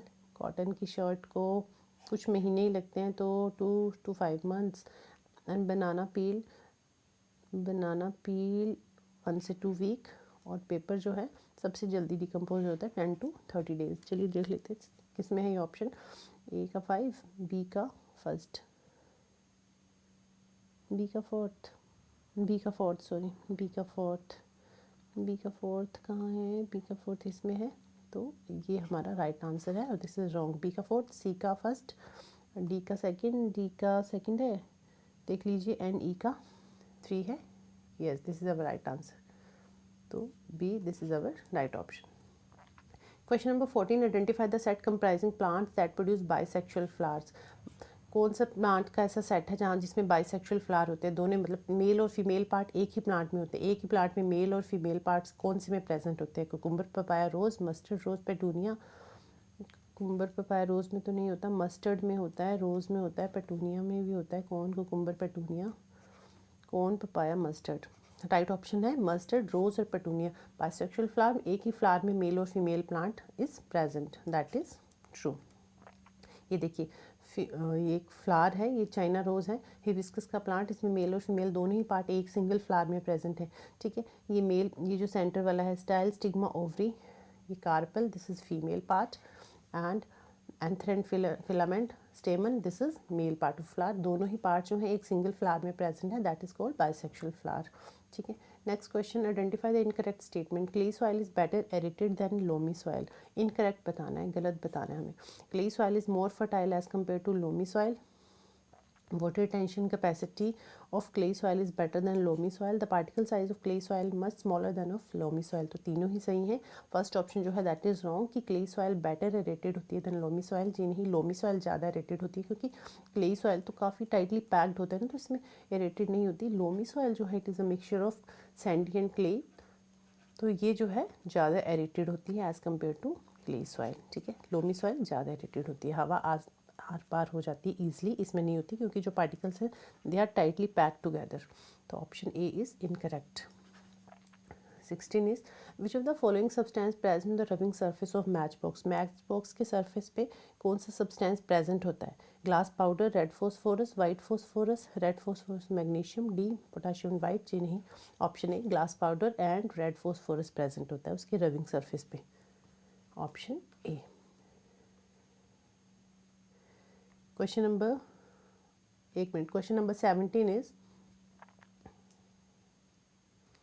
A and B secrete their hormone when they receive order from gland C। A and B कोई A और B जो है अपना हार्मोन कब सिक्रीट, इनसे हार्मोन कब सिक्रीट होता है, जब उनको ऑर्डर मिलता है ग्लैंड सी से। तो ग्लैंड सी ऑर्डर देती है तो ए और बी अपना हार्मोन सिक्रीट करते हैं। Which of the following A B C respectively. तो कौन सी ग्लैंड जो है मास्टर ग्लैंड थी, कौन सी जो है ऑर्डर देती थी, पिट्यूटरी ग्लैंड हमने पढ़ा था। पिट्यूटरी ग्लैंड जो है मास्टर ग्लैंड है। तो पिट्यूटरी ग्लैंड सिर्फ इसी में दिया हुआ है, ए में नहीं है, सी में भी नहीं है। पिट्यूटरी ग्लैंड इसी में दिया हुआ है, सी जो है मास्टर ग्लैंड है। और ये जब ऑर्डर देगी तभी थायराइड और एड्रिनल ग्लैंड जो है हार्मोन सिक्रीट करेंगे। This is our right answer. Question number 18, जिस पे कुछ समझाने वाला है वो मैं समझा दे रही हूँ, बाकी ये सारी चीज़ें हमने प्रीवियस वीडियोस में कवर की हैं। अगर कहीं पे कुछ डाउट हो, कुछ समझ ना आए तो आप प्रीवियस वीडियो जरूर रेफर करें, क्योंकि ये मैराथन है, थोड़ा फास्ट कर लेते हैं, ठीक है। Image formed by pin hole camera is a real, pinhole camera is real. Which of the following statement offer a stable explanation for this fact? कि light diffract on entering A small opening, कि light जो है small opening से जाके diffract हो जाती है। Light travels in a straight line, light is a form of energy, light change its path when it travels. जी नहीं, लाइट चेंज नहीं करती। यहाँ पे देखिए पिन होल कैमरा मैं आपको दिखा देती हूँ। ये पिन होल कैमरा है, यहाँ पे एक होल है, यहाँ पे हम कोई ऑब्जेक्ट रखेंगे तो इसकी जो इमेज है ना ऐसी बनेगी। इस तरह से लाइट एंटर होगी इस होल से और इस तरह से स्कैटर्ड हो जाएगी ऐसे, एंड इसकी जो इमेज है वो ऑपोजिट बनती है। ए पोर्शन यहाँ दिख रहा है देखिए, और बी पोर्शन यहाँ दिख रहा है, तो इसकी जो है इन्वर्टेड इमेज बनती है। कैंडल आपको ऐसे उल्टी दिखाई देगी, इन्वर्टेड इमेज बनती है इसकी, ठीक है। तो इसका जो राइट ऑप्शन है that is light travels in a straight line. बाकी सब सही नहीं है, ओके, इसके कॉन्टेक्स्ट में। Question number 19, which of the following statement is correct? Fertilizer enhance the water holding capacity of the soil. Fertilizer provide a lot of humus to the soil. Correct बताना है हमें। Fertilizer increases the number of friendly microbes in soil. Fertilizers are richer in specific nutrient as compared to manure. Fertilizer जो है option A देख लीजिए, fertiliser enhance the water holding capacity, enhance नहीं करता। Fertiliser पर लोट ऑफ ह्यूमस, जी नहीं, fertiliser humus provide नहीं करता। मैन्योर ह्यूमस प्रोवाइड करता है। Fertilizer increase the number of friendly microbes, जी नहीं, मैन्योर जो है वो फ्रेंडली माइक्रोब्स को इंक्रीज करते हैं। बट जो ऑप्शन डी है, fertilisers are rich in specific nutrient, yes, fertiliser जो है ज़्यादा न्यूट्रेंट प्रोवाइड करता है as compare to manure. So this is our true option. Fertiliser क्या प्रोवाइड करते हैं, NPK पढ़ा है ना, पोटाशियम, नाइट्रोजन, पोटाशियम और फॉस्फोरस प्रोवाइड करता है फर्टिलाइज़र। ये जो है ज़्यादा न्यूट्रिएंट प्रोवाइड करता है as compare to manure. Option D is our right option. Question number 20, identify the set of micro nutrients. Micro nutrient मतलब small nutrient, the nutrient required by plants in small quantity. ऐसे nutrient जो plants को काफ़ी कम amount में चाहिए होते हैं उनको कहते हैं माइक्रो न्यूट्रिएंट्स। तो कौन सा सेट जो है माइक्रो न्यूट्रिएंट्स है, copper, phosphorus, calcium, sulphur, aluminium, chlorine, zinc, iron, manganese, potassium, magnesium, copper. Right option है कॉपर, फॉस्फोरस और कैल्शियम। ये माइक्रो न्यूट्रिएंट्स हैं जो काफ़ी कम अमाउंट में प्लांट्स को चाहिए होते हैं, ठीक है। Option 21 is find the set that correctly matches the plants in column A with the mode of asexual reproduction. एक साइड में प्लांट दी हुई है, एक साइड एसेक्सुअल रिप्रोडक्शन की प्रोसेस दी हुई है। कौन सा प्लांट एसेक्सुअल रिप्रोडक्शन के कौन से टाइप का से प्रोड्यूस होता है, ठीक है, वो बताना है हमें। एक साइड प्लांट्स है, एक साइड एसेक्सुअल रिप्रोडक्शन है, डिफरेंट पार्ट्स है। तो हमें बताना है कि कौन सा प्लांट कौन से पार्ट के थ्रू, किस प्रोसेस के थ्रू रिप्रोड्यूस होता है। तो रोज़ जो है it reproduce through vegetative reproduction, क्योंकि वेजिटेटिव रिप्रोडक्शन में क्या है, हम उस प्लांट के स्टेम से रूट से जो है दूसरा न्यू प्लांट ग्रो कर सकते हैं। रोज़ में भी आपने देखा अगर रोज़ की स्टेम को कट करके आप दूसरी जगह लगाएंगे तो वो ग्रो कर, ये रोज़ प्लांट है, इसकी स्टेम को यहाँ से कट करके दूसरी जगह पे अगर लगाते हो तो यहाँ पे न्यू प्लांट अराइज हो जाएगा। तो वेजिटेटिव प्रोपगेशन में क्या होता है, जब किसी प्लांट के स्टेम या रूट से हम दूसरा या लीव से नया प्लांट हम ग्रो कर सकते हैं, उसको हम कहते हैं वेजिटेटिव प्रोपगेशन। ईस्ट क्या है, ईस्ट में क्या होता है, ईस्ट जो है बडिंग के थ्रू रिप्रोड्यूस होता है, ईस्ट में बडिंग होती है। सी फर्न्स में क्या है, फर्न्स जो है स्पोर फॉर्मेशन होती है। ब्रेड पे आपने देखा हो कई बार एल्गी ग्रीनिश या ब्लैकिश सा हो जाते हैं, ब्रेड फ्रिज में रखी या बाहर रखी काफ़ी दिन हो गए तो आप देखोगे उस पर ब्लैक से स्पोर्स बन जाते हैं, that is spore formation, that is called fern. Spirogyra में फ्रेगमेंटेशन होती है, एल्गी है। और pollination is not a type of asexual reproduction. ये जो है सेक्सुअल रिप्रोडक्शन होती है प्लांट्स में। पॉलिनेशन में 2 टाइप्स की पॉलिनेशन होती है, सेल्फ पॉलिनेशन और क्रॉस पॉलिनेशन, अगर एक सेम प्लांट पे पोलन ग्रेन सेम प्लांट पे जा रहे हैं, ट्रांसफ़र हो रहे हैं, तो that is called self pollination. और क्रॉस पॉलिनेशन एक प्लांट से, मतलब एक मान लीजिए हिबिस्कस का एक प्लांट है और ये हिबिस्कस का दूसरा प्लांट है, तो एक प्लांट से दूसरे प्लांट पे हो रही है, that is called cross pollination. और एक सेम ही प्लांट पॉलिनेशन हो रही है, इसी के एंथर से इसी के स्टिग्मा पे जा रहा है, दैट इज़, अगर पोलन ग्रेन इसी प्लांट के एंथर से स्टिग्मा पे ट्रांसफ़र हो रहे हैं तो दैट इज़ सेल्फ पॉलिनेशन।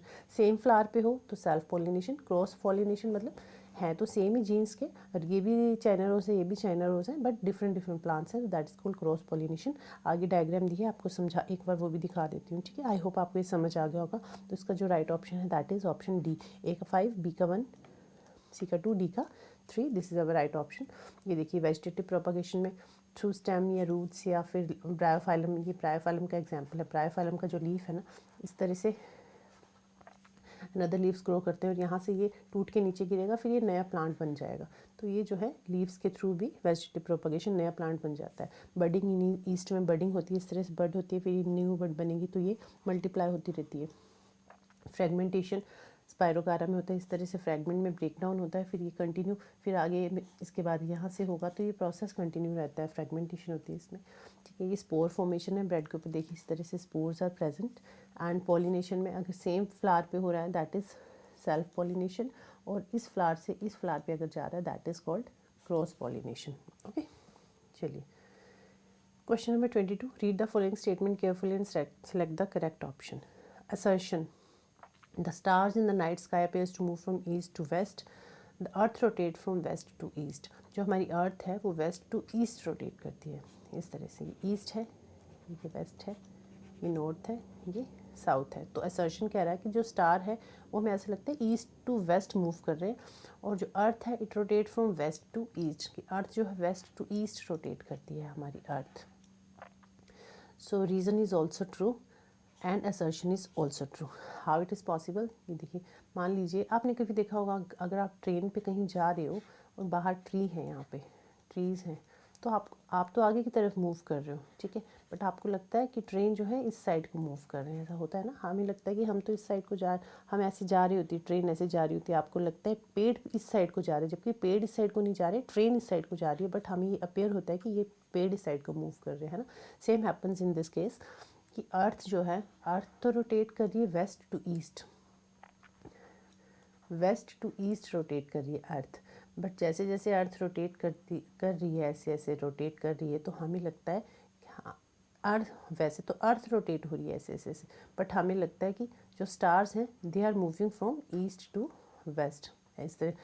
इसके लिए आप ये वाला एग्जांपल जो है बेस्ट है, इससे आपको समझ आ जाएगा कि अर्थ जो है it rotate from west to east, earth जो वेस्ट टू ईस्ट जा रही है, बट हमें लगता है जो स्टार, जैसी यहाँ पे अर्थ ऐसे जा रही, रोटेट हो रही है ना, तो हमें लगता है कि जो स्टार्स हैं they are moving from east to west, जबकि ये ऐसे हमें लगता है कि स्टार पे हमें लगता है कि स्टार जो है it move from east to west, जबकि जो अर्थ है ये मूव करती है वेस्ट टू ईस्ट, तो इसलिए हमें स्टार्स मूव होता है कि स्टार जो है ईस्ट टू वेस्ट जा रहे हैं, जबकि हम जा रहे होते हैं वेस्ट टू ईस्ट, अर्थ जा रही होती है वेस्ट टू ईस्ट, रोटेट कर रही होती है, ठीक है।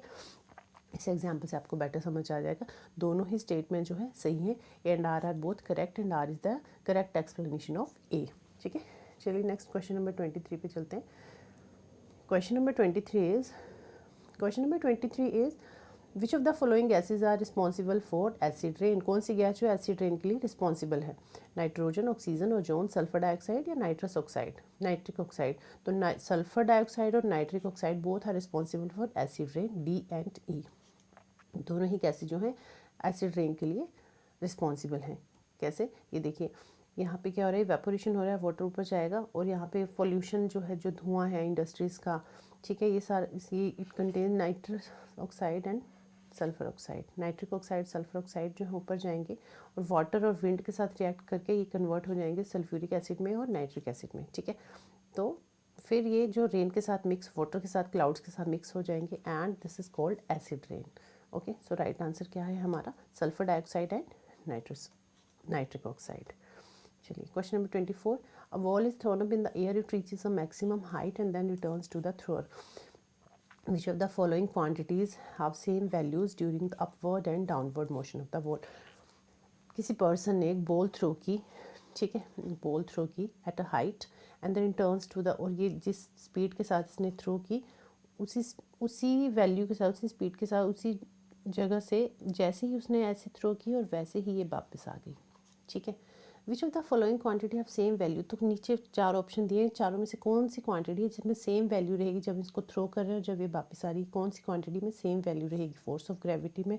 जी नहीं। डिस्प्लेसमेंट में? वर्क डन बाय ग्रेविटी में? एक्सेलरेशन में? जी नहीं। डिस्प्लेसमेंट, जब हम बॉल को जिस स्पीड से थ्रो कर रहे हैं उसी स्पीड से उसी वैल्यू के साथ बॉल वापस नीचे आ रही है तो उसे हम कहते हैं displacement.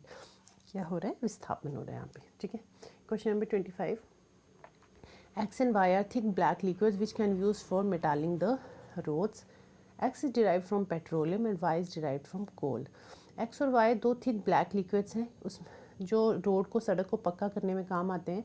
X is derived from petroleum, जो X है वो पेट्रोलियम से डिराइव हुआ है और जो Y है वो कोल से derive. Which of the flowing can be X and Y? X और Y क्या हो सकता है? तो X पेट्रोलियम से हुआ है तो कोल था, तो पेट्रोलियम से नहीं होता।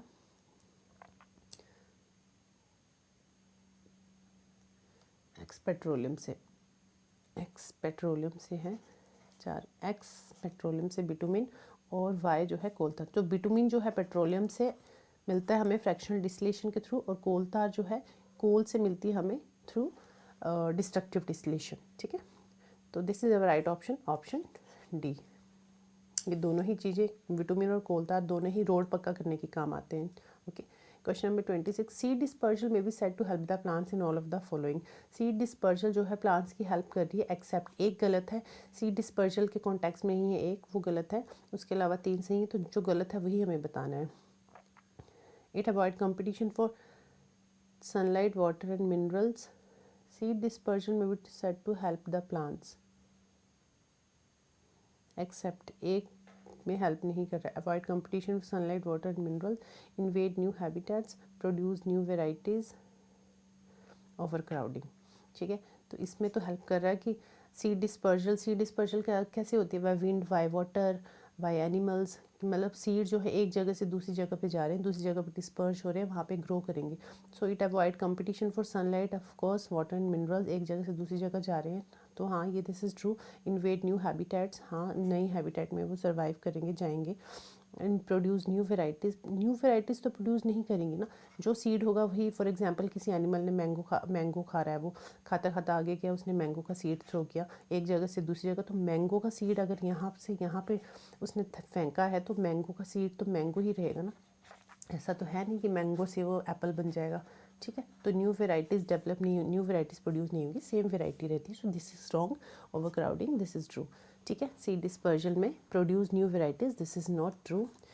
वेराइटी तो सेम ही रहेगी, वेराइटी थोड़ी चेंज हो जाएगी। Okay, so option C is our right option. 27, which of the following set contain only unit of measuring distance. Distance measure करने की यूनिट है, कौन से जो है डिस्टेंस मेज़र करने की यूनिट है? Metre, light year, hertz. Hertz से तो साउंड मेज़र करते हैं। Cubit, air, light year, air कोई यूनिट नहीं है। Cubit, metre, light year. Cubit hand से मेज़र करते थे पुराने टाइम में, that is called cubit. Metre से डिस्टेंस, लेंथ मेज़र करते हैं। लाइट ईयर स्टार्स के लिए, स्पेस में हम यूज़ करते हैं मेज़रमेंट के लिए। So this is true. Metre, hertz again sound को मेज़र करते हैं, this is not true. Option C is our right option. Question number 28. Smear roll his marble on 3 different surfaces spread out on the floor. Torch, cellophane sheet, carpet, newspaper. The force of friction acting on the marble increasing order. Sameer कोई लड़का है, उसने role जो है एक उसके पास marbles हैं, उसने मार्बल्स रोल की इन तीनों पे, तो इन टॉर्च, सेलोफेन शीट पे, कारपेट्स पे और न्यूज़पेपर पे उसने जो है ये मार्बल्स को स्प्रेड किया, फेंका, उसने मार्बल को रोल किया। तो इसमें हमें बताना है जब वो मार्बल को फेंकेगा तो फोर्स ऑफ फ्रिक्शन हमें बतानी कि इंक्रीजिंग ऑर्डर में फोर्स ऑफ फ्रिक्शन कैसे लगेगी, किस में इंक्रीजिंग ऑर्डर में हमें फ्रिक्शन बतानी है। तो कौन सा ऑप्शन सही है, किस इन तीनों में से कहाँ पे सबसे ज़्यादा सबसे कम इंक्रीजिंग ऑर्डर में हमें लगाना है? तो चलिए देख लेते हैं, बढ़ते हुए क्रम में। ठीक है, तो सेलोफिन शीट पे फ्रिक्शन कम होगा, न्यूज़पेपर से उससे कम, कारपेट पे सबसे कम। ठीक है, तो यहाँ पे क्या हो रहा है, जो फ्रिक्शन है, फोर्स ऑफ फ्रिक्शन है, इंक्रीज़ हो रही है। पहले सेलोफेन शीट में थोड़ी सी कम, न्यूज़पेपर से ज़्यादा, कारपेट में सबसे ज़्यादा, तो इंक्रीजिंग ऑर्डर में लगाना है। तो this is our right option. ठीक है, question number 29, an object is moving linearly with a uniform velocity if time is represented along x axis, which of the following statement is correct? कि एक object है वो linearly it is moving, this is x axis और time represent कर रहा है x axis पे, ठीक है, and this is linear with the uniform velocity, ठीक है, this is velocity of object is moving linearly वो मूव कर रहा है, एक लाइन पे मूव कर रहा है, ठीक है, स्ट्रेट लाइन में। दिस इज, तो हमारा ग्राफ कैसे बनेगा, ऐसा ग्राफ बनेगा। द वेलोसिटी टाइम ग्राफ कैसे बनेगा, स्ट्रेट लाइन बनेगा। Velocity time graph of the motion will be straight line parallel to X axis के पैरेलल में बनेगा। This is our true answer, ठीक है, option number D. Next question is 30।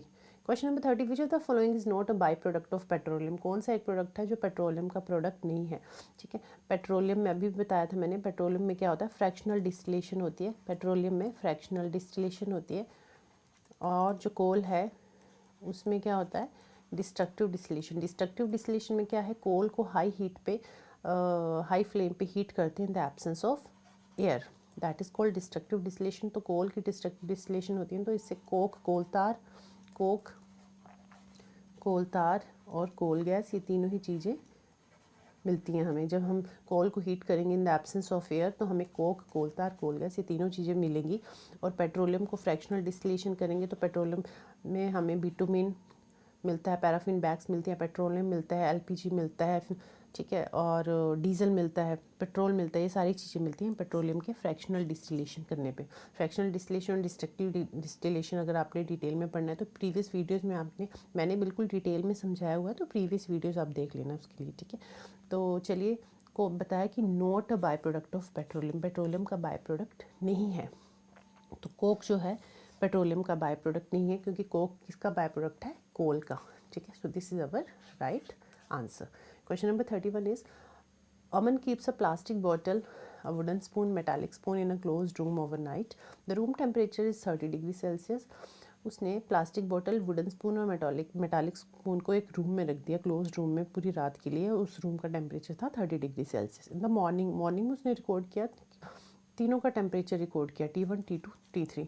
तो क्या टेम्परेचर होगा, उसने क्या ऑब्जर्व किया, क्या रिप्रेजेंट कर रहा है, क्या कौन सा रिलेशन शो करेगा इन चारों में से। तो क्या होगा, T1, T2, T3 का टेम्परेचर जो है ना, तीनों का सेम रहेगा, क्योंकि तीनों ही सेम टेम्परेचर पे, रूम टेम्परेचर पे हमने रखे, तो तीनों का टेम्परेचर सेम रहेगा। तो ये वाला रिलेशन शो होगा, T1 equal to T2 equal to T3। Okay, question number 32, which of the following organism can prepare their own food by photosynthesis. कौन सा ऑर्गेनिज्म है जो अपना खाना खुद बनाता है, एल्गी, फंगस, राइजोबियम या वायरस। एल्गी जो है अपना खाना खुद बनाती है, ठीक है। क्लोरोफिल इज प्रेजेंट, इसमें क्लोरोफिल प्रेजेंट होता है, that's why it can prepare their own food with the help of photosynthesis. Okay, next question number 33, which of the following features help polar bears adapt in extreme cold condition. कौन से condition, जो polar bear है, कौन से feature जो हैं polar bear को survive करने में हेल्प करते हैं कोल्ड कंडीशन में। White fur, flat feet, fat under skin. White fur long curve sharp चलने में, स्नो में, आइस में चलने में उसकी हेल्प करते हैं, fat under skin, white fur. This is a right option, option B is our right option. 34, which of the following nutrients are present in milk. Milk में कौन से न्यूट्रिएंट प्रेजेंट होते हैं, protein, calcium, vitamin D. Protein, vitamin C तो नहीं present होता दूध में, विटामिन सी नहीं प्रेजेंट होता। आयरन काफ़ी लेस अमाउंट में, ना के बराबर प्रेजेंट होता है। बेस्ट ऑप्शन, दोनों में से जो बेस्ट है वो देखना है, protein, calcium, vitamin D. This is right option, ठीक है, option A is our right option. 35, the non metal use in purple coloured solution applied in wound as antiseptic. एक पर्पल कलर का सोल्यूशन है जो नॉन मेटल है, और जब हमें जख्म हो जाता है ना, उसमें हम अप्लाई करते हैं उसको एज अ एंटीसेप्टिक। तो क्या है, क्लोरीन, आयोडीन, ब्रोमीन या सल्फर, दैट इज आयोडीन, ठीक है, जो हमारे वुंड को जल्दी हील करने में हेल्प करता है, ठीक है, इन्फेक्शन होने से रोकता है, तो वो क्या है, iodine. 36, which of the following statement regarding air is incorrect.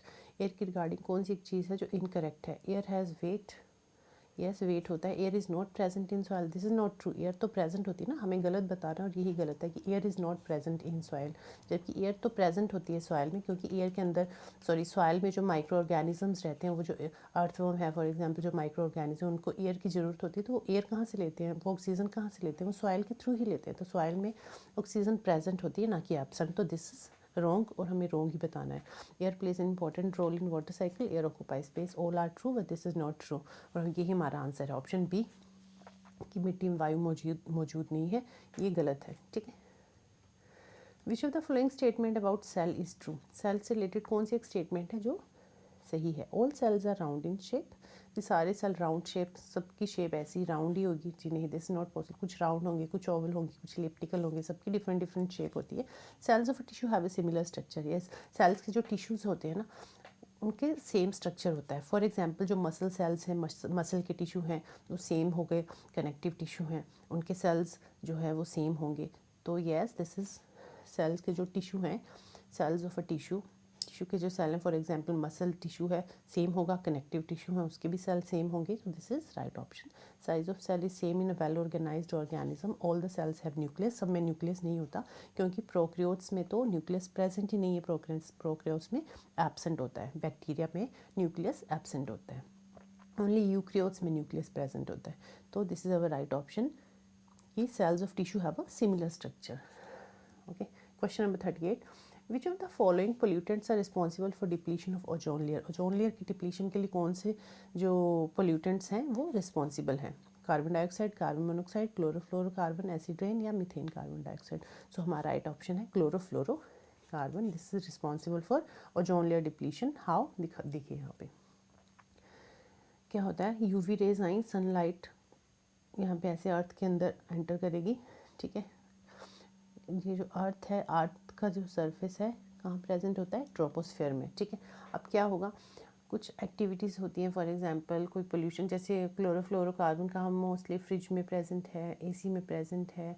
ठीक है, तो ये क्लोरोफ्लोरोकार्बन जो है स्पेस में जाएगा, ऊपर गया। ठीक है, क्लोरोफ्लोरोकार्बन, ये क्लोरीन, ये कार्बन और ये फ्लोरीन का एक मॉलिक्यूल। ठीक है, तो ये क्लोरोफ्लोरो मॉलिक्यूल का डायग स्ट्रक्चर है। अब इसमें क्या होगा, ये जो एक क्लोरीन है ना, यूवी रेस क्या करेंगी, यूवी रेस की वजह से, अल्ट्रावायलेट रेस की वजह से ये क्लोरीन यहाँ से टूट जाएगा, इसका बॉन्ड यहाँ से टूट जाएगा और ये क्लोरीन जो है, यहाँ ओजोन है, O3 ओजोन इज प्रेजेंट, ये क्लोरीन क्या करेगा, इस ऑक्सीजन को हटा के खुद इसकी जगह पे जुड़ जाएगा। ठीक है, इस ऑक्सीजन को हटाया इसने और क्लोरीन इसके साथ मॉलिक्यूल बॉन्ड बना लिया, तो ये क्लोरीन मोनोऑक्साइड बन गया और ये ऑक्सीजन टू ब्रेक डाउन कर दिया। तो कैसे क्लोरोफ्लोरोकार्बन जो है ओजोन लेयर डिप्लीशन कर रही है, ओजोन लेयर को कैसे ब्रेक कर रही है, क्लोरीन मॉलिक्यूल जो है यहाँ से ब्रेक डाउन करेगा इसको, इसके साथ जुड़ के अपना एक बॉन्ड बना लेगा। तो हाउ, ओजोन लेयर डिप्लीशन के लिए कौन रिस्पॉन्सिबल है, chlorofluorocarbon is responsible for depletion of ozone layer. ठीक है, so this is our right answer, chlorofluorocarbon. Chlorofluorocarbon का मॉलिक्यूल है और यूवी रेस की वजह से, अल्ट्रावायलेट रेस की वजह से यहाँ से क्लोरीन कटेगा और ऑक्सीजन के साथ अपना बॉन्ड बना के क्लोरीन मोनोऑक्साइड बना देगा। ओके, चलिए next question 39, which of the following set represent communicable diseases. कौन सा एक सेट जो है जो कम्युनिकेबल डिजीज को दर्शा रहा है, anaemia, scurvy, diarrhoea, cholera, typhoid, malaria, anaemia, swine flu, typhoid, swine flu, malaria, polio, diabetes, diabetes तो नहीं होती, typhoid, swine flu, malaria and polio, ये जो है कम्युनिकेबल डिजीज़ हैं। पोलियो जो है कम्युनिकेबल डिजीज़ होता है, ऐसा मत सोचना कि पोलियो कम्युनिकेबल डिजीज़ नहीं है। पोलियो जो है इन्फेक्टेड पर्सन के थ्रू, इन्फेक्टेड वाटर या इन्फेक्टेड फूड खाने से या फिर इन्फेक्टेड पर्सन से भी पोलियो जो है हो जाता है। ठीक है, तो typhoid, swine flu, malaria, polio, ये जो है they are communicable diseases. Option C is our right option. 40, identify the correct statement. A concave mirror always form an erect image. A concave mirror form an erect as well as inverted image. A convex mirror always form an inverted image या convex mirror form erect as well as inverted image. तो चलिए देख लेते हैं concave और convex mirror भी, ये सारे ही क्वेश्चंस तो डिफरेंट है, बट ये टॉपिक हमने ऑलरेडी डिस्कस किए हुए हैं, तो ये टॉपिक आप प्रीवियस वीडियोज़ में ज़रूर देखें, प्रीवियस वीडियोज़ भी ज़रूर रेफ़र करें इसके लिए। तो कौन सी सही स्टेटमेंट है, concave mirror always form, concave mirror में हमेशा इरेक्ट इमेज बनती है, जी नहीं, कनकेव मिरर में इरेक्ट और इन्वर्टेड दोनों ही इमेजेस बनती हैं। स्पून का एग्जांपल बताया था ना आपको मैंने, स्पून को अगर पास से देखोगे तो इमेज इरेक्ट बनेगी, अगर आप स्पून को दूर ले जाओगे तब इमेज देखोगे उसमें तो इमेज जो है इन्वर्टेड बनेगी। तो दोनों ही इमेजेस बनती हैं, not only erect. A concave mirror form erect as well as inverted image. Yes, this is true. Convex mirror always form an inverted image. जी नहीं, convex mirror में inverted image नहीं बनती, उसमें erect image बनती है convex mirror में. A convex mirror form erect as well as inverted image. Inverted नहीं बनती, only erect image बनती है. गाड़ियों के rear view mirror देखे होंगे, वहाँ पे convex mirror use होता है. आपने देखा होगा वहाँ पे only erect image बनती है और diminish image बनती है, थोड़ी सी छोटी image बनती है. तभी तो पीछे आती हुई गाड़ियाँ हमें शीशे में साफ दिखती हैं, ठीक है. दैट इज़ डिमिनिश इमेज बनती है और इरेक्ट बनती है. Okay, so option number B is our right answer कि कनकेव मिरर फॉर्म अवतल दर्पण सीधा तथा उल्टा प्रतिबिंब बनाता है. इरेक्ट और इमेज इन्वर्टेड दोनों ही इमेजेस बनती हैं इसमें. Question number 41, which of the following acid is found in ant sting. Ant जब हमें काटती है, डंक मारती है चींटी, तो उसके स्टिंग में जो हमें काटती है कौन सा एसिड प्रेजेंट होता है. Ascorbic acid, formic acid, oxalic acid या एसिटिक एसिड. उसमें फॉर्मिक एसिड प्रेजेंट होता है. फॉर्मिक एसिड बी के स्टिंग में और एंट के स्टिंग में प्रेजेंट होता है फॉर्मिक एसिड. एस्कॉर्बिक एसिड कहाँ प्रेजेंट होता है, ऑरेंज में, और ऑक्सैलिक एसिड टमाटो में, और एसिटिक एसिड विनेगर में प्रेजेंट होता है. ठीक है, तो एंट स्टिंग में कौन सा प्रेजेंट है, फॉर्मिक एसिड प्रेजेंट है. एंट और बी के स्टिंग में फॉर्मिक एसिड प्रेजेंट होता है. 42 is Myra cycle to a friend's house 5 kilometre away to deliver a packet. Myra जो है अपने फ्रेंड के घर गई, 5 किलोमीटर दूर चल के अपने फ्रेंड के घर गई ये पैकेट डिलीवर करने. She goes at a speed of 12 kilometre per hour. वो 12 किलोमीटर पर आवर की स्पीड से गई and return at a speed of 8 kilometre per hour. और 8 किलोमीटर की स्पीड से वो वापस आई. Her average speed during the whole trip is, हमें एवरेज स्पीड बतानी है कि पूरी ट्रिप में उसकी एवरेज स्पीड क्या थी. तो इसमें स्पीड का फॉर्मूला क्या होता है, speed is equal to distance upon time. और एवरेज स्पीड का फॉर्मूला क्या होता है, total distance upon total time. Total distance upon total time. ठीक है, इसमें बताया कि मायरा अपने फ्रेंड के घर गई 5 किलोमीटर, तो 5 किलोमीटर गई होगी तो 5 किलोमीटर वापस भी आई होगी. तो टोटल डिस्टेंस उसने कितना कवर किया, 5 किलोमीटर जाने में, 5 किलोमीटर आने में, तो कितना हो गया, 10 किलोमीटर टोटल डिस्टेंस उसने कवर किया. ठीक है, she goes at a speed of 12 kilometre per our. जब वो गई है तो 12 किलोमीटर की स्पीड से गई है. 5 किलोमीटर का डिस्टेंस उसने 12 किलोमीटर पर आवर की स्पीड से कवर किया. और जब आई थी तब 5 किलोमीटर ही वापस आई. कितनी स्पीड से वापस आई है वो, 8 किलोमीटर पर आवर की स्पीड से वापस आई है. अब इसी को आपको सॉल्व करना है आगे. 5/12 प्लस 5/8. अब 12 और 8 का एलसीएम निकालेंगे हम. एलसीएम तो आप किसी भी मेथड से निकाल सकते हो, मैं ऐसे ही डिटेल में बता देती हूँ.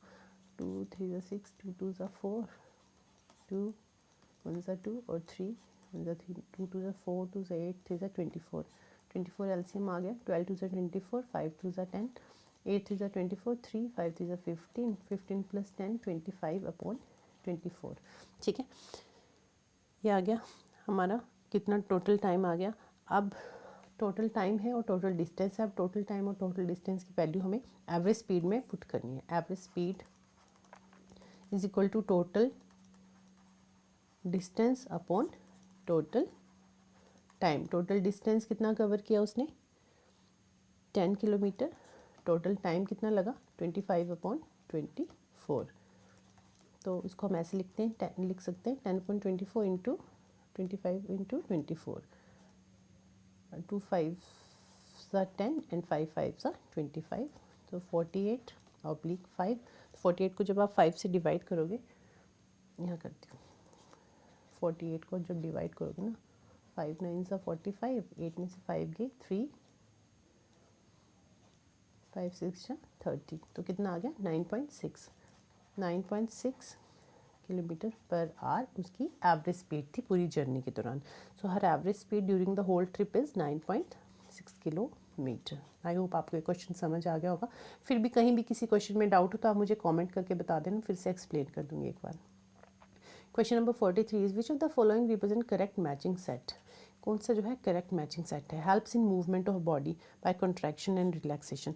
तो हमारी बॉडी में जो हमारी बॉडी को मूवमेंट में हेल्प करता है थ्रू कॉन्ट्रैक्शन एंड रिलैक्सेशन, वो क्या है, हमारी मसल्स. मसल्स जो है कॉन्ट्रैक्शन और रिलैक्स होकर हमारी बॉडी की मूवमेंट में हेल्प करती हैं through contraction and relaxation. Heart structure which form the skeleton. Heart structure जो स्केलेटन बना रहा है वो क्या है, bones. That is bones, part of skeleton which can be bent, skeleton का जो पार्ट बेंट हो सकता है, लाइक कार्टिलेज, सॉफ्ट टिश्यू, और ये ईजिली बेंट हो जाते हैं. Join the chest bone and back bone together to form a enclosure. Chest bone और बैक बोन को एक साथ जिसने ज्वाइन किया हुआ है वो क्या है, रिब केज हमारा. ठीक है, वर्टिब्रे कॉलम. तो ये देख लेते हैं कौन सा मैच कर रहा है किस सेट के साथ, कौन सा सही ऑप्शन है. ए के साथ, ए के साथ बाय कंट्रैक्शन एंड रिलैक्सेशन, ए के साथ सेकंड. ए का सेकंड कहाँ है, ए का सेकंड यही है बस और कहीं नहीं है, तो यही हमारा राइट ऑप्शन है. फिर भी बाकी चेक कर लेते हैं. बी का फोर्थ, बी का फोर्थ, सी का फर्स्ट, यस, एंड डी का थर्ड, डी का third. Yes, this is our right option, option number B. Question number 44 is, which of the following statement is true? All metals are solids. जी नहीं, सारे metal solid नहीं होते, because mercury is also metal, but mercury is present in liquid state. All metals are hard, सारे metal hard होते हैं. जी नहीं, सोडियम और potassium are the metal, but वो हार्ड नहीं होते, वो वेरी सॉफ्ट होते हैं. And they can cut it, we can cut it with knife. इतने सॉफ्ट होते हैं, नाइफ से भी कट कर सकते हैं सोडियम और पोटाशियम को. This is also not true, हमें ट्रू बताना है. All non metals are gases, कि सारे नॉन मेटल गैसेज ही हैं.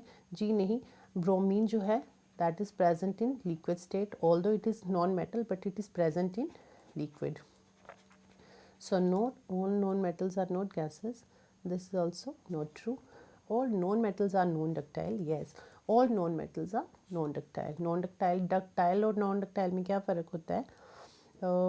दो टर्म्स होती हैं, malleable और एक malleable और दूसरी ductile. जो मेटल्स होते हैं, metals are malleable and ductile. malleable होता है जिसको हम पीट के we can transform it into thin sheet, we can convert it into thin sheet. Like gold को हम पीट के एक पतली चेन के रूप दे सकते हैं. किसी भी मेटल को हम बीट करके थिन शीट के रूप में फॉर्म कर सकते हैं, बट नॉन मेटल्स का ऐसा नहीं है. और डक्टाइल मतलब उसको बीट करके हम थिन वायर के रूप में ट्रांसफॉर्म कर सकते हैं. That is called ductile. Means metals को हम बीट करके थिन वायर के रूप में बना सकते हैं, बीट करके पतली वायर बना सकते हैं, बट नॉन मेटल्स को हम नहीं बना सकते. दैट्स वाई नॉन मेटल्स क्या है, नॉन डक्टाइल. उनको हम बीट नहीं कर सकते, बीट करके हम वायर नहीं बना सकते. It mean that is non ductile. ठीक है, non metals are non ductile. Question number 45 is, species restricted to a particular area are refer to as. कुछ ऐसे स्पीसीज जो सिर्फ पर्टिकुलर एरिया में ही प्रेजेंट है उनको हम क्या कहेंगे, एंडेंजर्ड, एक्सटिंक्ट, एंडेमिक या माइग्रेटरी. एंडेंजर्ड स्पीसीज होती हैं जो खतरे में है, पूरी तरह से ख़त्म नहीं हुई हैं बट स्टिल अभी प्रेजेंट हैं, सर्वाइव कर रही हैं. लाइक ब्लू व्हेल, ठीक है, ब्लू व्हेल जो है ये अभी स्टिल प्रेजेंट है but it is endangered species. Extinct species जो ख़त्म हो चुकी हैं, लाइक डायनासोर्स. ठीक है, डायनासोर्स जो ख़त्म हो चुके हैं, अब एग्जिस्ट नहीं करते, that is called extinct species. Endemic species होते हैं जो पर्टिकुलर एरिया में ही ग्रो करती हैं या पर्टिकुलर एरिया में ही प्रेजेंट होती है, that is called endemic species. For example जैसे कैंगरू है, कैंगरू सिर्फ ऑस्ट्रेलिया में ही प्रेजेंट होते हैं, that is endemic species. Migratory species जो एक जगह से दूसरी जगह पे ट्रैवल करके चली जाती हैं.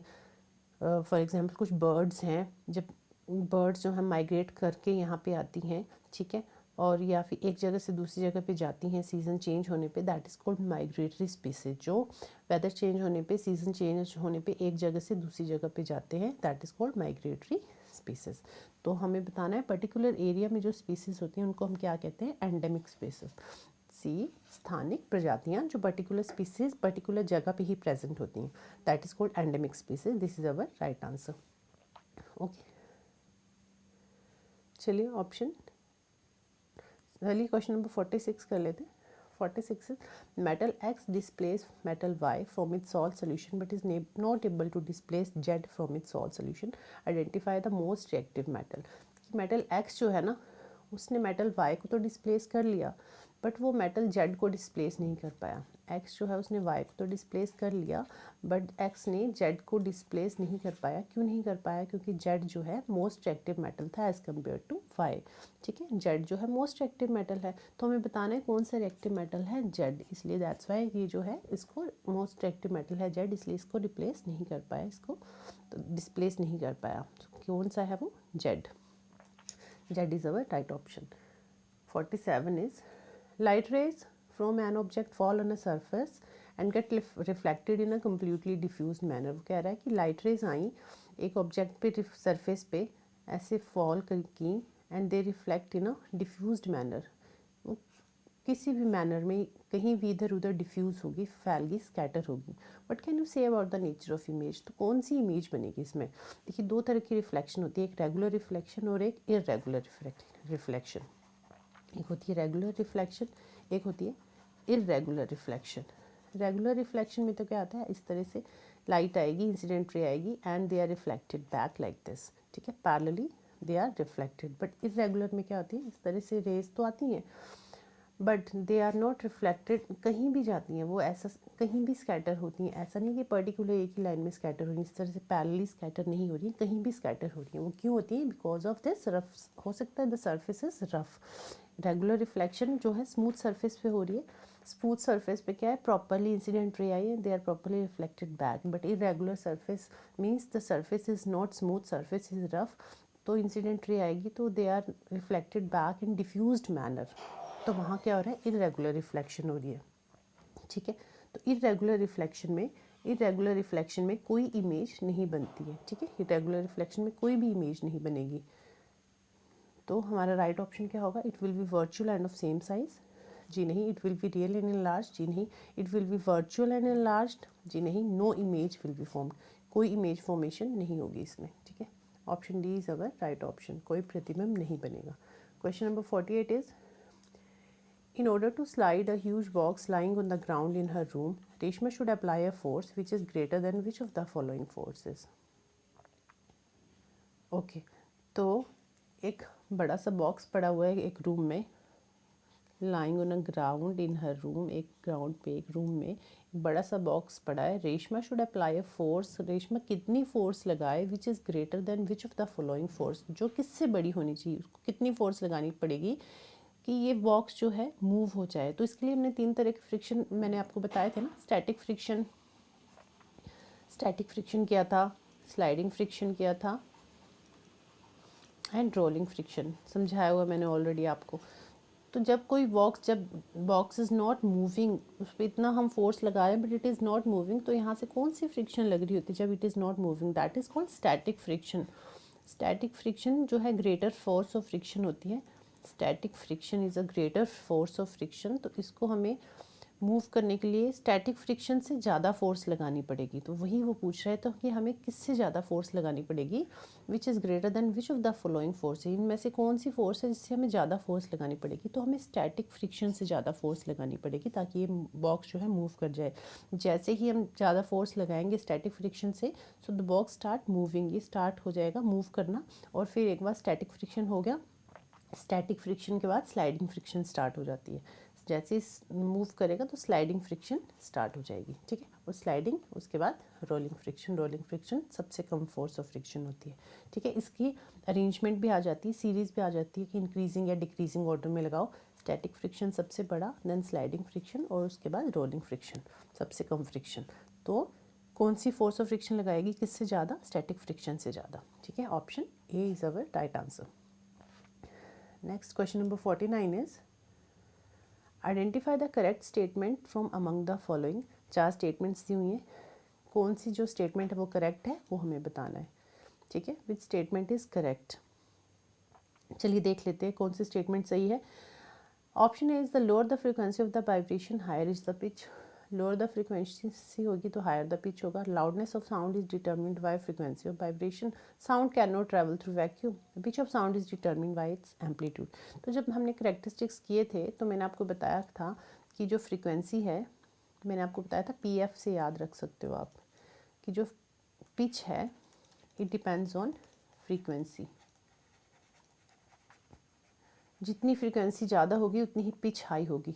फॉर एग्जांपल जो फीमेल्स हैं उनकी जो फ्रीक्वेंसी है वो ज़्यादा होती है एज़ कम्पेयर टू मेल, ठीक है। तो जिसकी फ्रीक्वेंसी जितनी ज़्यादा होगी उसकी पिच, उसकी श्रिलनेस उतनी ही ज़्यादा होगी। तो frequency pitch depends upon frequency, okay. और एक करेक्टरिस्टिक बताया था कि एम्पलीट्यूड पे क्या डिपेंड करता है, loudness. Loudness depends upon amplitude. Loudness किस पे डिपेंड करती है, एम्पलीट्यूड पे, ठीक है। पिच डिपेंड्स अपॉन फ्रीक्वेंसी, और लाउडनेस कितनी ज़ोर से आवाज़ आएगी, ज़ोर से आवाज़ आएगी तो एम्पलीट्यूड ज़्यादा होगा। अगर कम लाउड है, लाउडनेस नहीं है, आवाज़ ज़्यादा लाउड नहीं है तो उसकी एम्पलीट्यूड कम होगी। अगर लाउडनेस है, आवाज़ में ज़्यादा लाउड है, मतलब ज़्यादा ज़ोर से हम कुछ बोल रहे हैं तो उसकी एम्पलीट्यूड उतनी ही ज़्यादा होगी। अगर कोई चीज़ हम आहिस्ते बोल रहे हैं तो एम्पलीट्यूड कम होगा, ठीक है। तो it depends upon loudness. Loudness depends upon amplitude, pitch depends upon frequency, okay. अब ये कह रहा है the lower the frequency of vibration higher the pitch. तो ऐसा नहीं होता, अगर फ्रीक्वेंसी लो है तो पिच भी लो ही होगी, पिच हाई नहीं होगी। लो फ्रीक्वेंसी होगी तो लो पिच, हाई फ्रीक्वेंसी होगी तो हाई पिच।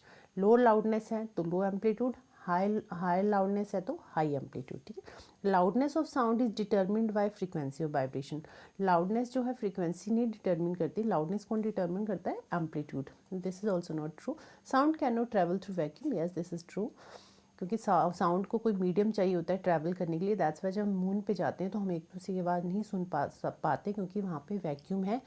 प्रेजेंट तो होती है ऑक्सीजन, बट ना के बराबर होती है, ठीक है। एयर तो प्रेजेंट है बट ना के बराबर है, बिल्कुल जीरो तो नहीं कहेंगे बट हाँ ना के बराबर है, क्योंकि उसको ट्रैवल करने के लिए मीडियम चाहिए होता है, तो उतना प्रेजेंट नहीं होता। तो sound can not travel through vacuum, this is true, क्योंकि साउंड को ट्रैवल करने के लिए मीडियम चाहिए होता है, जो कि नहीं होता है मून पे, ठीक है।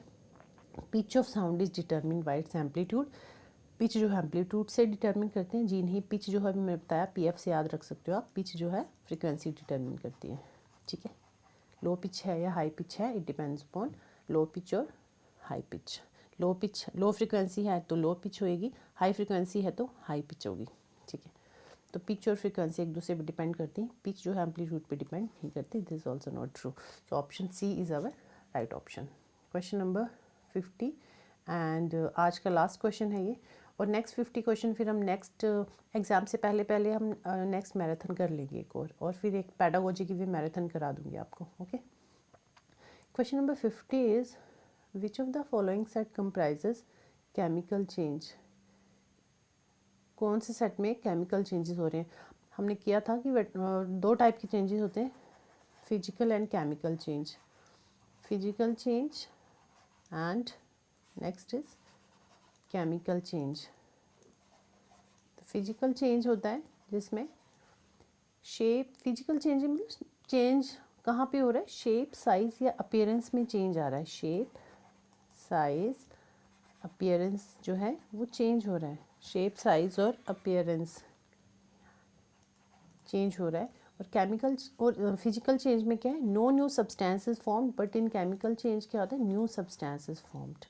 केमिकल चेंज में क्या होता है, new substance formed. For example, आपने रात को दूध जमने रखा, उसमें थोड़ा सा कर्ड डाला, तो दूध से मिल्क से कर्ड बन रहा है, that is chemical change. Milk से हम क्या बना रहे हैं, कर्ड बना रहे हैं, दैट इज़ केमिकल चेंज। आपने कोई पेपर बर्न किया, पेपर जो है इट कन्वर्ट इनटू ऐश, धुएं में कन्वर्ट हो गया, राख में कन्वर्ट हो गया, that is called chemical change. Means new substance formation हो रही है, केमिकल चेंजेस हो रहे हैं और नई सब्सटेंस फॉर्मेशन हो रही है, that is called chemical change. Physical change में कोई नया सब्सटेंस नहीं बनता, ओनली शेप और साइज या अपीयरेंस में चेंज आता है। फॉर एग्जांपल, वाटर को आप मेल्ट होने रखोगे फ्रिज में तो वाटर ही रहेगा, वाटर से मिल्क तो नहीं बन जाएगा, ठीक है। तो चीज़ तो वही रहेगी, बस उसकी शेप, साइज और अपीयरेंस में चेंज होता है, बट कोई न्यू सब्सटेंस फॉर्म नहीं होता, ठीक है। चलिए देख लेते हैं, इसमें बताया कौन सा एक सेट जो है विच कंप्राइजेस केमिकल चेंज, जहाँ पे केमिकल चेंज हो रहा है। Boiling of water, breaking of glass, rusting of iron. Boiling water is not a chemical change. Dissolving salt in water, digestion of food, shredding of paper.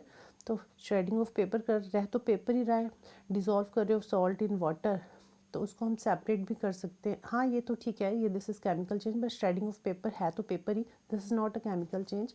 Cooking of food chemical change है, boiling of water is not a chemical change, ठीक है।